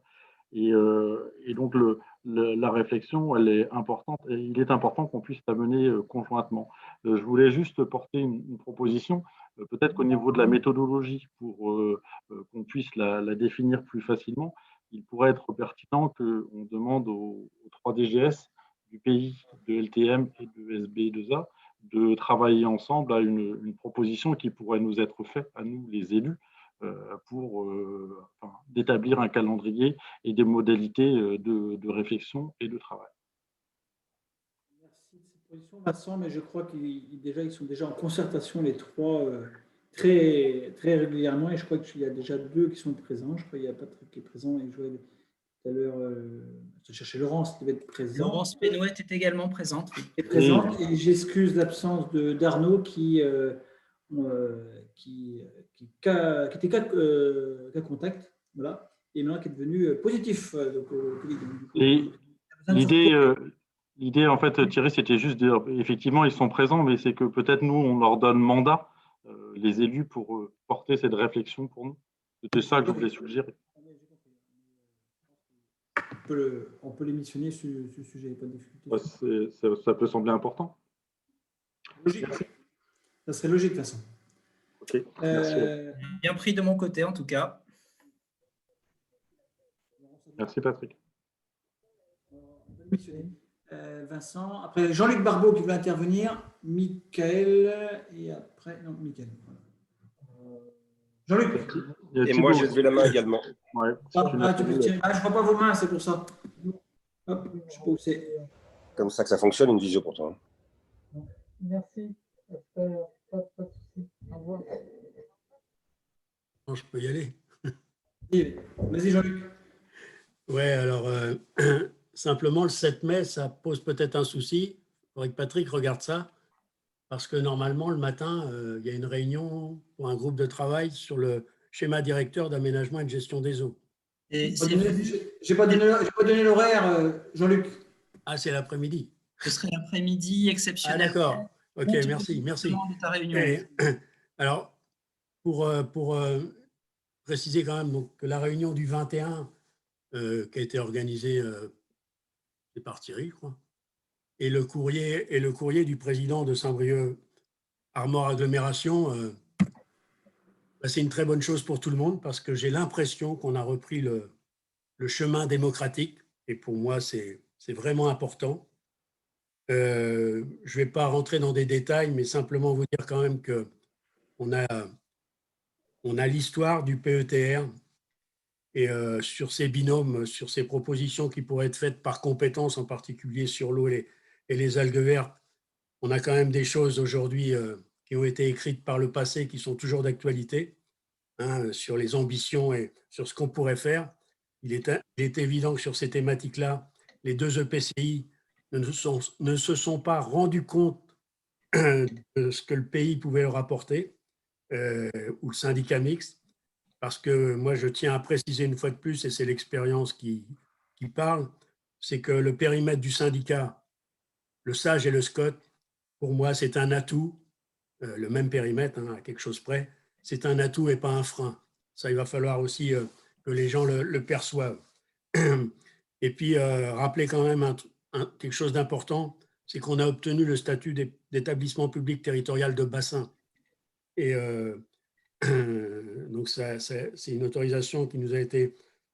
C'est un arrêté qui a été pris par le préfet coordonnateur du bassin Loire-Bretagne en 2014, après plusieurs demandes infructueuses.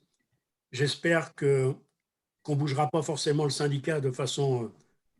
pour justement conserver ce statut de PTB, parce que c'est important si on veut faire des choses innovantes ou vous rappeler juste pour ceux qui ne le savent pas, c'est-à-dire que si on change le statut de PTB, on le perd et on ne le récupère plus. Ça, c'est clair, on l'aura plus, c'est clair. Un EPTB de notre taille, il n'y en a plus aujourd'hui, c'était vraiment les derniers qui ont été approuvés. Simplement vous dire aussi pour exemple, que l'EPTB Rance-Frémur, par exemple, s'occupe de la sédimentation de la Rance et en son sein, toutes les collectivités riveraines de la Rance. Donc, on peut travailler, à mon avis, sur les algues vertes, curatifs, préventifs, autour d'un syndicat dédié et un syndicat dédié avec un périmètre qui correspond aux enveloppes du SAGE et du SCOT. Je pense que c'est un atout, il ne faudra pas l'oublier dans la réflexion.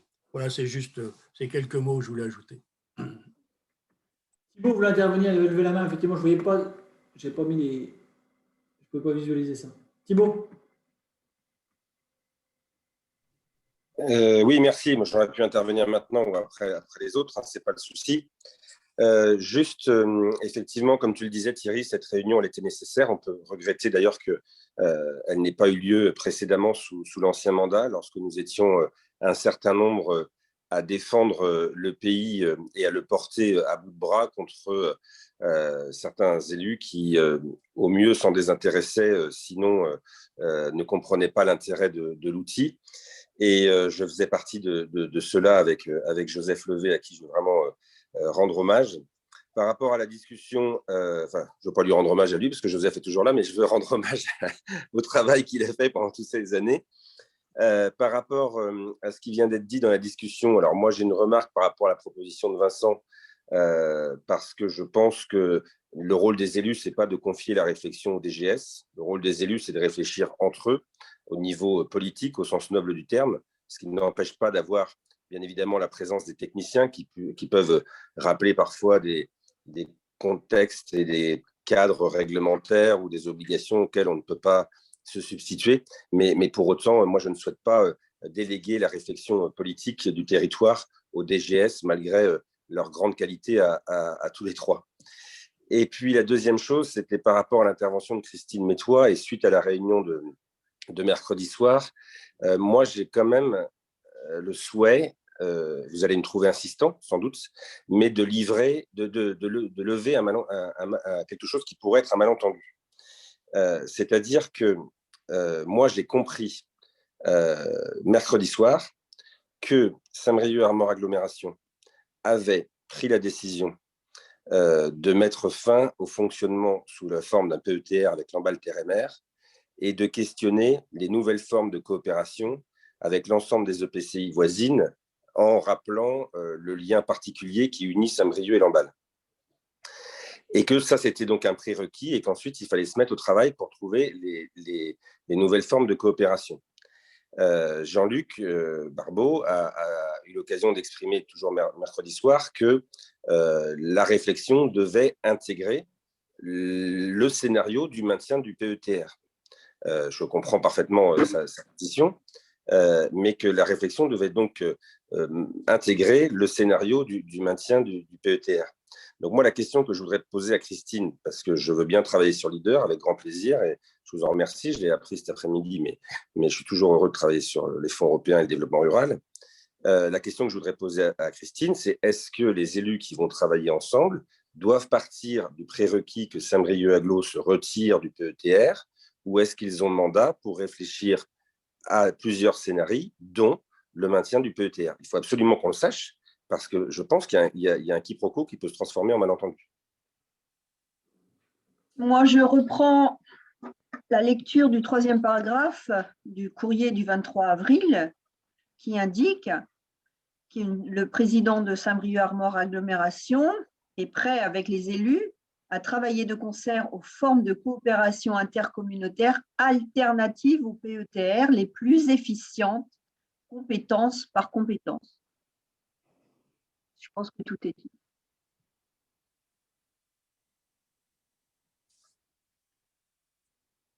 Mickaël veut intervenir également. Oui. Tout à l'heure après. Et dire quelques mots déjà sur le fait que a eu lieu cette semaine et on peut particulièrement l'apprécier pour la simple et bonne raison que alors je ne suis pas un vieux élu, mais depuis 7 ans, c'était la première fois que nous pouvions nous rencontrer sur ce format-là. Donc bravo à celui qui l'a organisé. Ça a le mérite de pouvoir exister et surtout, en fait, pour moi, c'est le début d'une collaboration bien plus proche. Et c'est ce que j'attends finalement sur notre collaboration entre PCI, sur un périmètre dont peu importe l'élu qui sera présent demain, ne fera pas bouger le bassin de vie, ne fera pas bouger le bassin versant.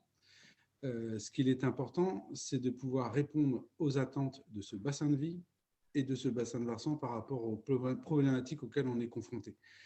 Et il est important que finalement les élus qui ont en charge des responsabilités qu'on leur a confiées par le mandat d'une élection puissent prendre les bonnes décisions au bon moment, c'est-à-dire pas trop tard, et faire en sorte que tout ce qui les anime, c'est de répondre aux problématiques du moment pour pour améliorer l'avenir.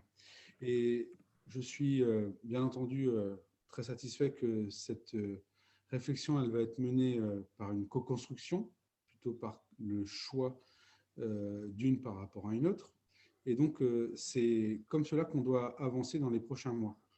Et que la structure qui sera décidée en fonction des problématiques qui nous lient, ou des solutions, parce que les problématiques, ce n'est pas forcément positif, mais des solutions qu'on doit apporter dans le temps, que ce soit la meilleure entité qui réponde aux attentes. Et Jean-Luc l'a dit, nous avons des problématiques auxquelles nous sommes très attendus.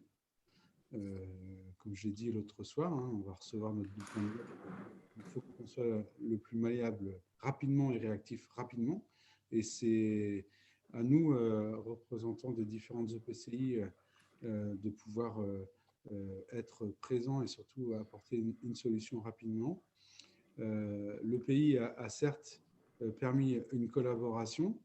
Il a pu aussi, à un certain moment, apporter une facilité à notre coopération entre PCI. Et je pense que la réunion qu'on a pu connaître, il nous faudra en avoir encore davantage par la suite sur les thématiques qui nous rassemblent. Après, j'ai entendu le fait, et moi je l'ai dit d'ailleurs l'autre jour, il nous faut quand même que les techniciens soient associés, non pas que nous puissions prendre la décision qui sera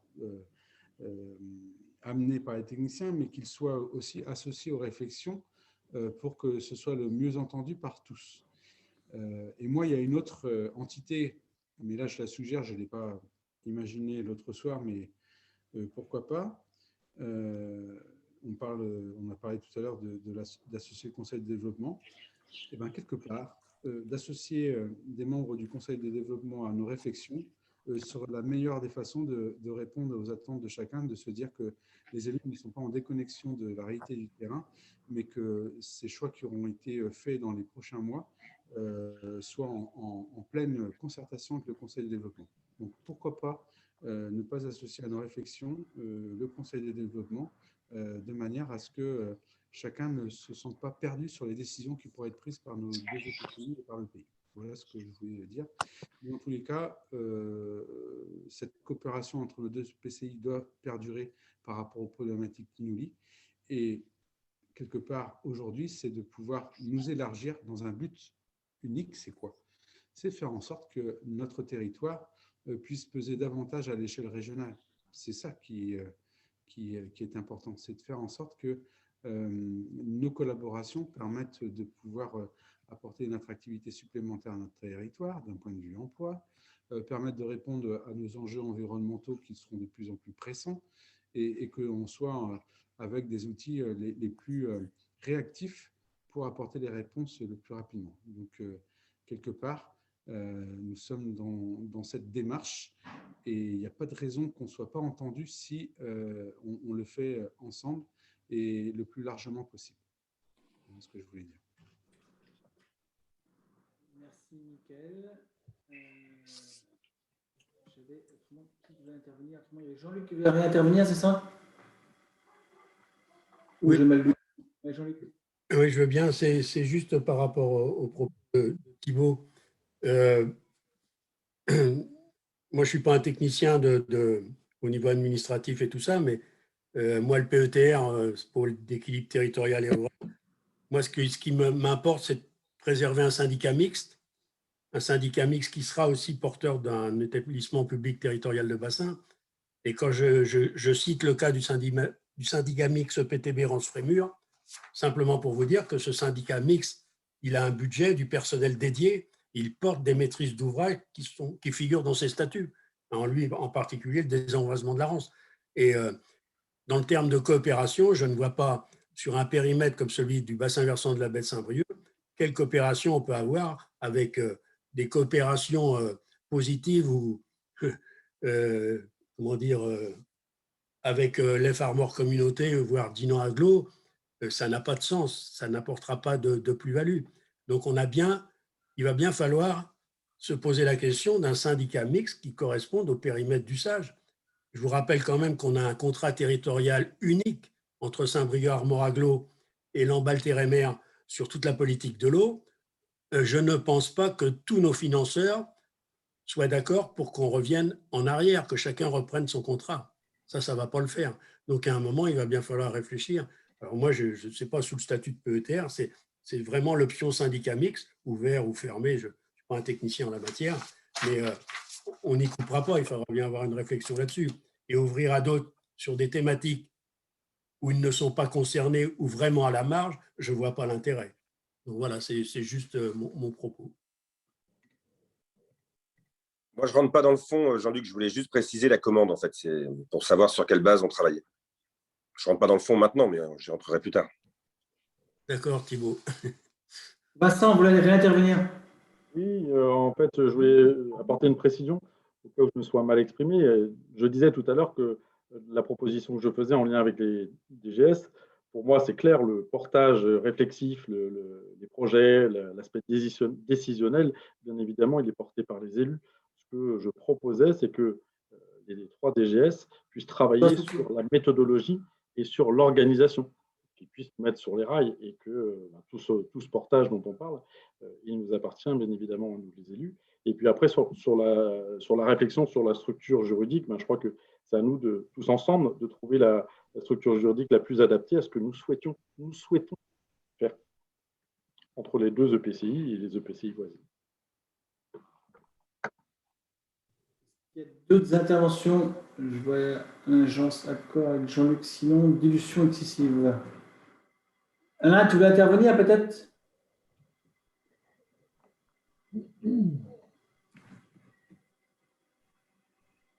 D'autres personnes vous souhaitent intervenir?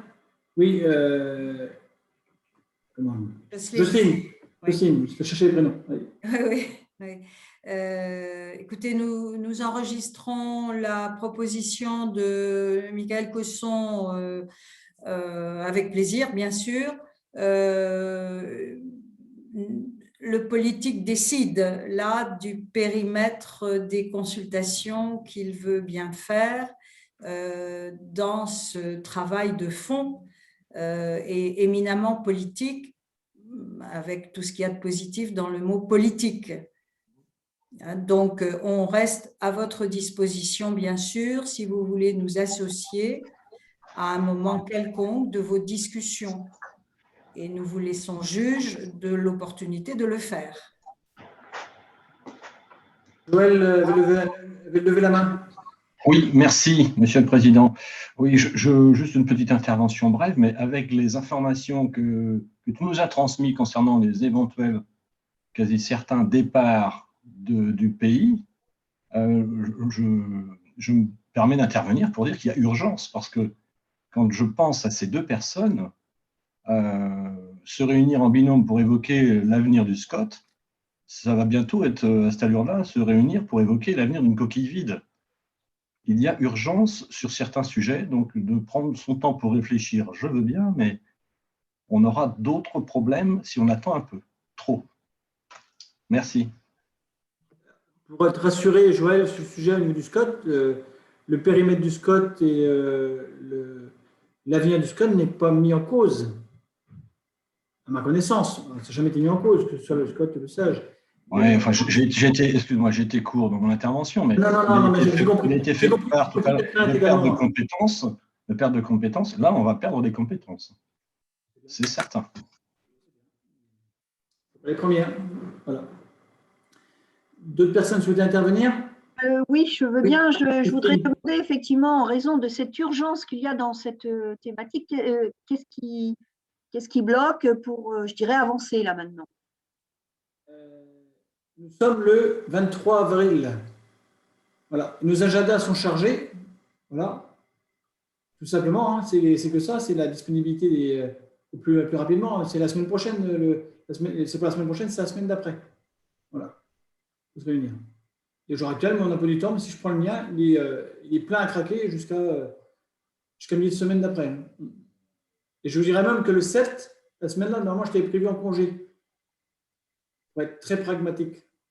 Effectivement, je supprime une semaine de congé pour pouvoir réorganiser tout mon agenda. Donc, je fais au mieux. Voilà. Je vous rappelle effectivement que on n'a pas de gouvernance également et que ma volonté, ce n'est pas forcément de conserver la gouvernance, globalement. Ce que je souhaite, c'est d'avoir une gouvernance équilibrée entre nos deux EPCI.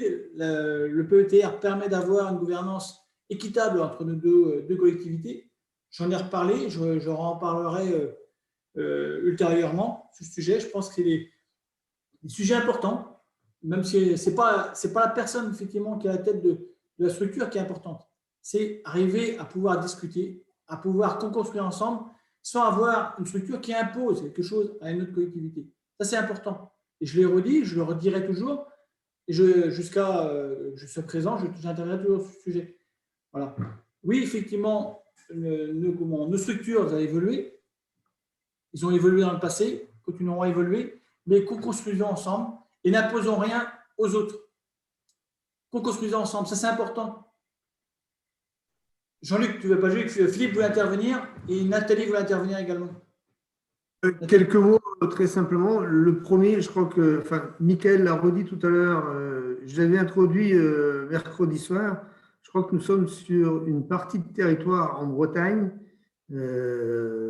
où nous avons réellement à trouver les moyens d'exister.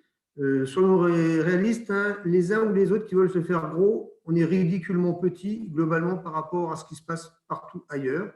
Et être petit, ce n'est pas forcément mauvais, mais je crois qu'il faut être réaliste. Il y a des moments où il faut qu'on puisse peser, il faut qu'on puisse s'affirmer en termes d'attractivité, certes, mais d'existence et être visible. Je ne suis pas certain que si on oublie ça, on ne le paye pas très cher après. Ce que je voulais aussi dire, mais là c'est aussi en lien avec la région, on a évoqué tout à l'heure les politiques régionales en termes de tourisme et ça fait le lien quand même avec l'idée d'exister en tant et de peser. Je rappelle juste que la région Bretagne donc, a prévu de contractualiser, certes avec des EPCI, mais n'a pas du tout remis en cause l'existence de ce qui existait avant, je veux le préciser.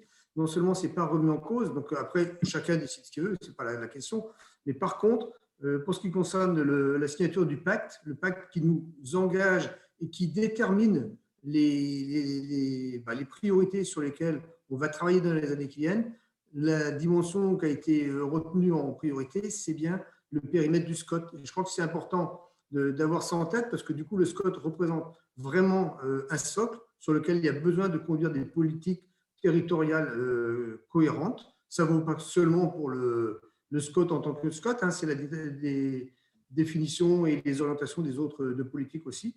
Et puis, le fait que c'est quand même lié à ça aujourd'hui pour, je dirais, entre guillemets, nos copies à rendre assez rapidement. Voilà, je voulais juste le rappeler, ça ne fait pas du tout obstacle au contraire aux travaux qu'on doit avoir dans les semaines et les mois qui viennent.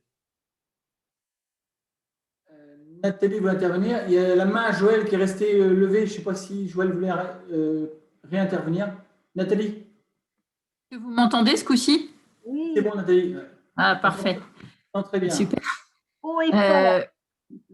Très bien, merci. Oui, je voulais cette urgence hein, sur le SCOT, je l'ai rappelé mercredi. Hein, donc, voilà, on a un calendrier qui est contraint, mais qui néanmoins pourrait être réalisé si effectivement on n'a pas d'obstacles qui viennent s'interposer. Les travaux du SCOT continuent. Ce matin, il y avait une réunion avec les communes littorales. Donc, voilà, je ne vais pas attendre. Effectivement, il faut qu'on avance, il faut qu'on continue. Donc, les travaux continuent. Nous devons nous voir la semaine prochaine pour effectivement envisager la suite des événements compte tenu des départs, hein, qui effectivement sont à prendre en compte et voilà, ils sont ce qu'ils sont, mais il faut que l'on puisse continuer d'avancer. Je rappelle aussi quand même les ateliers SCOT qui ont été reportés faute de motivation et de présence d'élus, des ateliers qui ont lieu les 10 et 11 mai. Donc, j'insiste sur ce point parce que voilà, on ne peut pas faire mieux en termes de communication, on ne peut pas faire mieux en termes de calendrier, mais maintenant, il faut que tout le monde se mobilise. Et donc, je me permets juste de rappeler ces points-là pour dire que si on veut que le SCOT avance, eh bien, il faut que tout le monde se mobilisent autour de ce projet et les équipes du pays jusqu'ici se sont mobilisées et elles vont continuer. D'autres interventions? Je crois que la main à Joël a été baissée, je crois, ou j'arrive plus à le voir. Je ne vois pas de main levée en tout cas. Je ne vois pas d'autres interventions, pas de demande d'intervention. Je regarde les visages. Si, je me suis trompé. Jean-Luc, vas-y. Ouais, je voulais simplement dire que, bien sûr, il y a peut-être un caractère d'urgence, mais sur certaines compétences, on ne part pas d'une page blanche. En 2019, le pays de Saint-Brieuc avait déjà émis des hypothèses sur l'avenir, sur les perspectives, sur ce qu'il fallait faire pour retrouver du dynamisme dans les conduites de politique qui étaient menées par le PETR. Il faut savoir qu'à ce jour, en 2021, moi personnellement, je n'ai toujours pas vu de réponse des 2 EPCI qui avaient été contactés ou qui avaient été destinataires de tout ça. Donc, moi, je dis à certaines personnes de retrouver dans les archives tout ce qu'on a pu produire et rappeler aussi que bientôt, je l'ai déjà dit, mais le rapport d'évaluation de la Cour des comptes sur la politique des algues vertes reprendra pratiquement tout ce qui a été dit depuis des mois et des mois par le PETR. Voilà, aujourd'hui, je sais que les 2 EPCI, avec la loi NOTE, avec la loi MAPTAM, avec la loi NOTE, avec la GEMAPI, ont eu profusion de choses à faire et aussi de responsabilités accrues. Mais voilà, c'est comme ça a été dit tout à l'heure, le PETR a été dilué là-dedans. Mais je suis désolé, sur ces sujets-là, il a toute sa place, et pas le PETR, le syndicat mixte, on l'appelle comme on veut.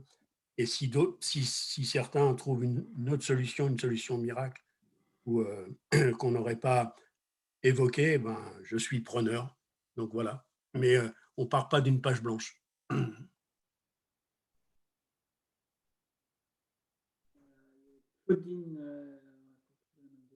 Joël, tu vas intervenir? Non, c'était un souci avec la main, ok. Claudine Atrel, intervenez, Claudine, si vous voulez. Oui, je disais juste que pour les ateliers SCOT du 10 et 11 mai, les élus qui travaillent en journée ne peuvent pas venir. Ce n'est pas toujours si simple que ça. Un atelier à 18h30, de 18h30 à 20h30 en visio. Ah, les horaires ont changé parce que c'était marqué en journée. 16h30, 18h, 18h30, 20h30. D'accord. Pour le 10 ou les 11 Les 2 jours? Le 10. Le 10, le 11, c'est un après-midi. Ouais, d'accord, je note. Envoyer peut-être un rappel effectivement à l'ensemble des élus, Nathalie. Ouais, je vais faire. Ouais, on va s'occuper de ça la semaine prochaine. Et je reviens par rapport au pôle urbanisme. on ne va pas attendre non plus pour pouvoir recruter.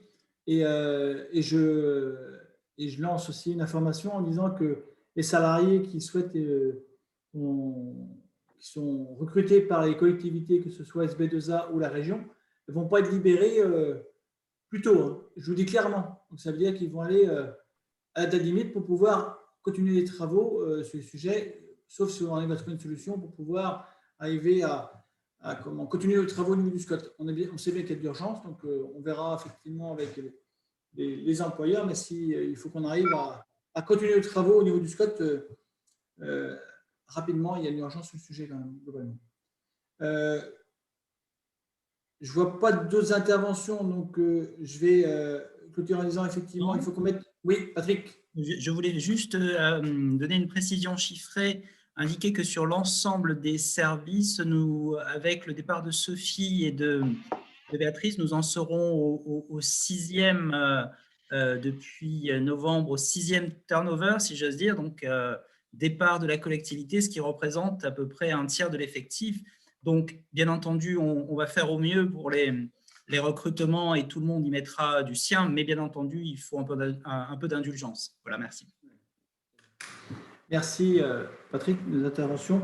Juste Thierry, peut-être, voilà, du coup j'avais bougé mon truc. Oui, dire qu'effectivement, c'est 6 personnes qui ont fait savoir leur souhait de partir, mais qu'on sait aussi qu'un certain nombre d'entre eux ou d'entre elles, puisqu'il y a une majorité de collaboratrices, sont en recherche active et que certaines passent des entretiens, cherchent du travail de façon active en raison du manque de perspective qu'elles ont pour la suite. Donc, effectivement, il est urgent de stabiliser tout ça et de rassurer tout le monde. Je rappelle aussi que la première personne qui est partie a été débauchée aussi. Je ne sais pas si on peut appeler ça un débauchage. Après, les agents ont aussi le droit de vouloir évoluer. C'est-à-dire qu'il y a des agents qui veulent évoluer, et ça, on peut le comprendre. Et puis d'autres qui saisissent des opportunités, et ça, on peut le comprendre aussi. Donc, moi, je n'accuse personne. Je dis juste que, voilà, il y a celles qui sont parties et puis celles qui cherchent activement. Je respecterai toujours le choix des salariés. Je leur ai dit clairement, ceux que j'ai pu rencontrer, je respecte à chaque fois leur choix. Voilà. Donc, la proposition, effectivement, c'est de pouvoir mettre en place très rapidement, dès le jeudi, le vendredi 7, effectivement, ces groupes de travail avec le bureau du PETR, très rapidement sur le sujet, pour pouvoir voir les évolutions qui peuvent être amenées à avoir compétence par compétence. Après, il faut qu'on arrive à trouver une cohérence. Après, derrière, j'arrive à maîtriser tout ça en vous informant au fur et à mesure en toute transparence comme je l'ai fait. Et pour ne pas être transparent, c'est important effectivement qu'on puisse avoir cette co-construction, je rappelle, cette concertation entre nos collectivités et comme on l'a dit au départ, les 2 bureaux sont réunis pour une première fois, mais il faudra continuer à se réunir comme ça et co-construire ensemble. D'avoir trouvé une gouvernance qui est partagée et équilibrée sur le pays, c'est important aussi, sur le territoire de 2 EPCI, c'est important aux yeux de tous, je pense, et qu'on maîtrise aussi la communication. Je terminerai par ça, que la communication ne parte pas un peu partout, y compris dans la presse. Je l'ai dit encore mercredi soir, et je le redis devant tous, devant vous aujourd'hui. S'il y a une communication à faire, c'est au président du pays de Saint-Brieuc de faire cette communication et pas non plus que ça parte dans tous les sens. Parce qu'après, derrière, quand il faut éteindre les incendies, on met un peu de temps à calmer les esprits de tout le monde. Voilà. C'est important d'aller dans ce sens-là. Pour vous tirer informé, on met sur ces groupes de travail et on va se réunir dès le 7 mai en début d'après-midi pour pouvoir travailler sur ce sujet avec les personnes qui seront désignées par les collectivités tout en respectant le choix du président qui désigne ses élus. Voilà pour aujourd'hui. Je vous propose de clôturer ces comités syndicaux, au moins qu'il y ait une personne qui souhaiterait intervenir, et de vous souhaiter à tous une bonne fin de journée, un bon week-end ensoleillé. Les températures sont bonnes, donc continuez à passer et restez protégés. Et faites attention à vous, c'est important. Bon week-end à tous. Bonne fin de journée, bon week-end. Au revoir. Salut Thierry, à bientôt. Au revoir. Bon week-end. Merci. Au revoir à tous et toutes. Ouais.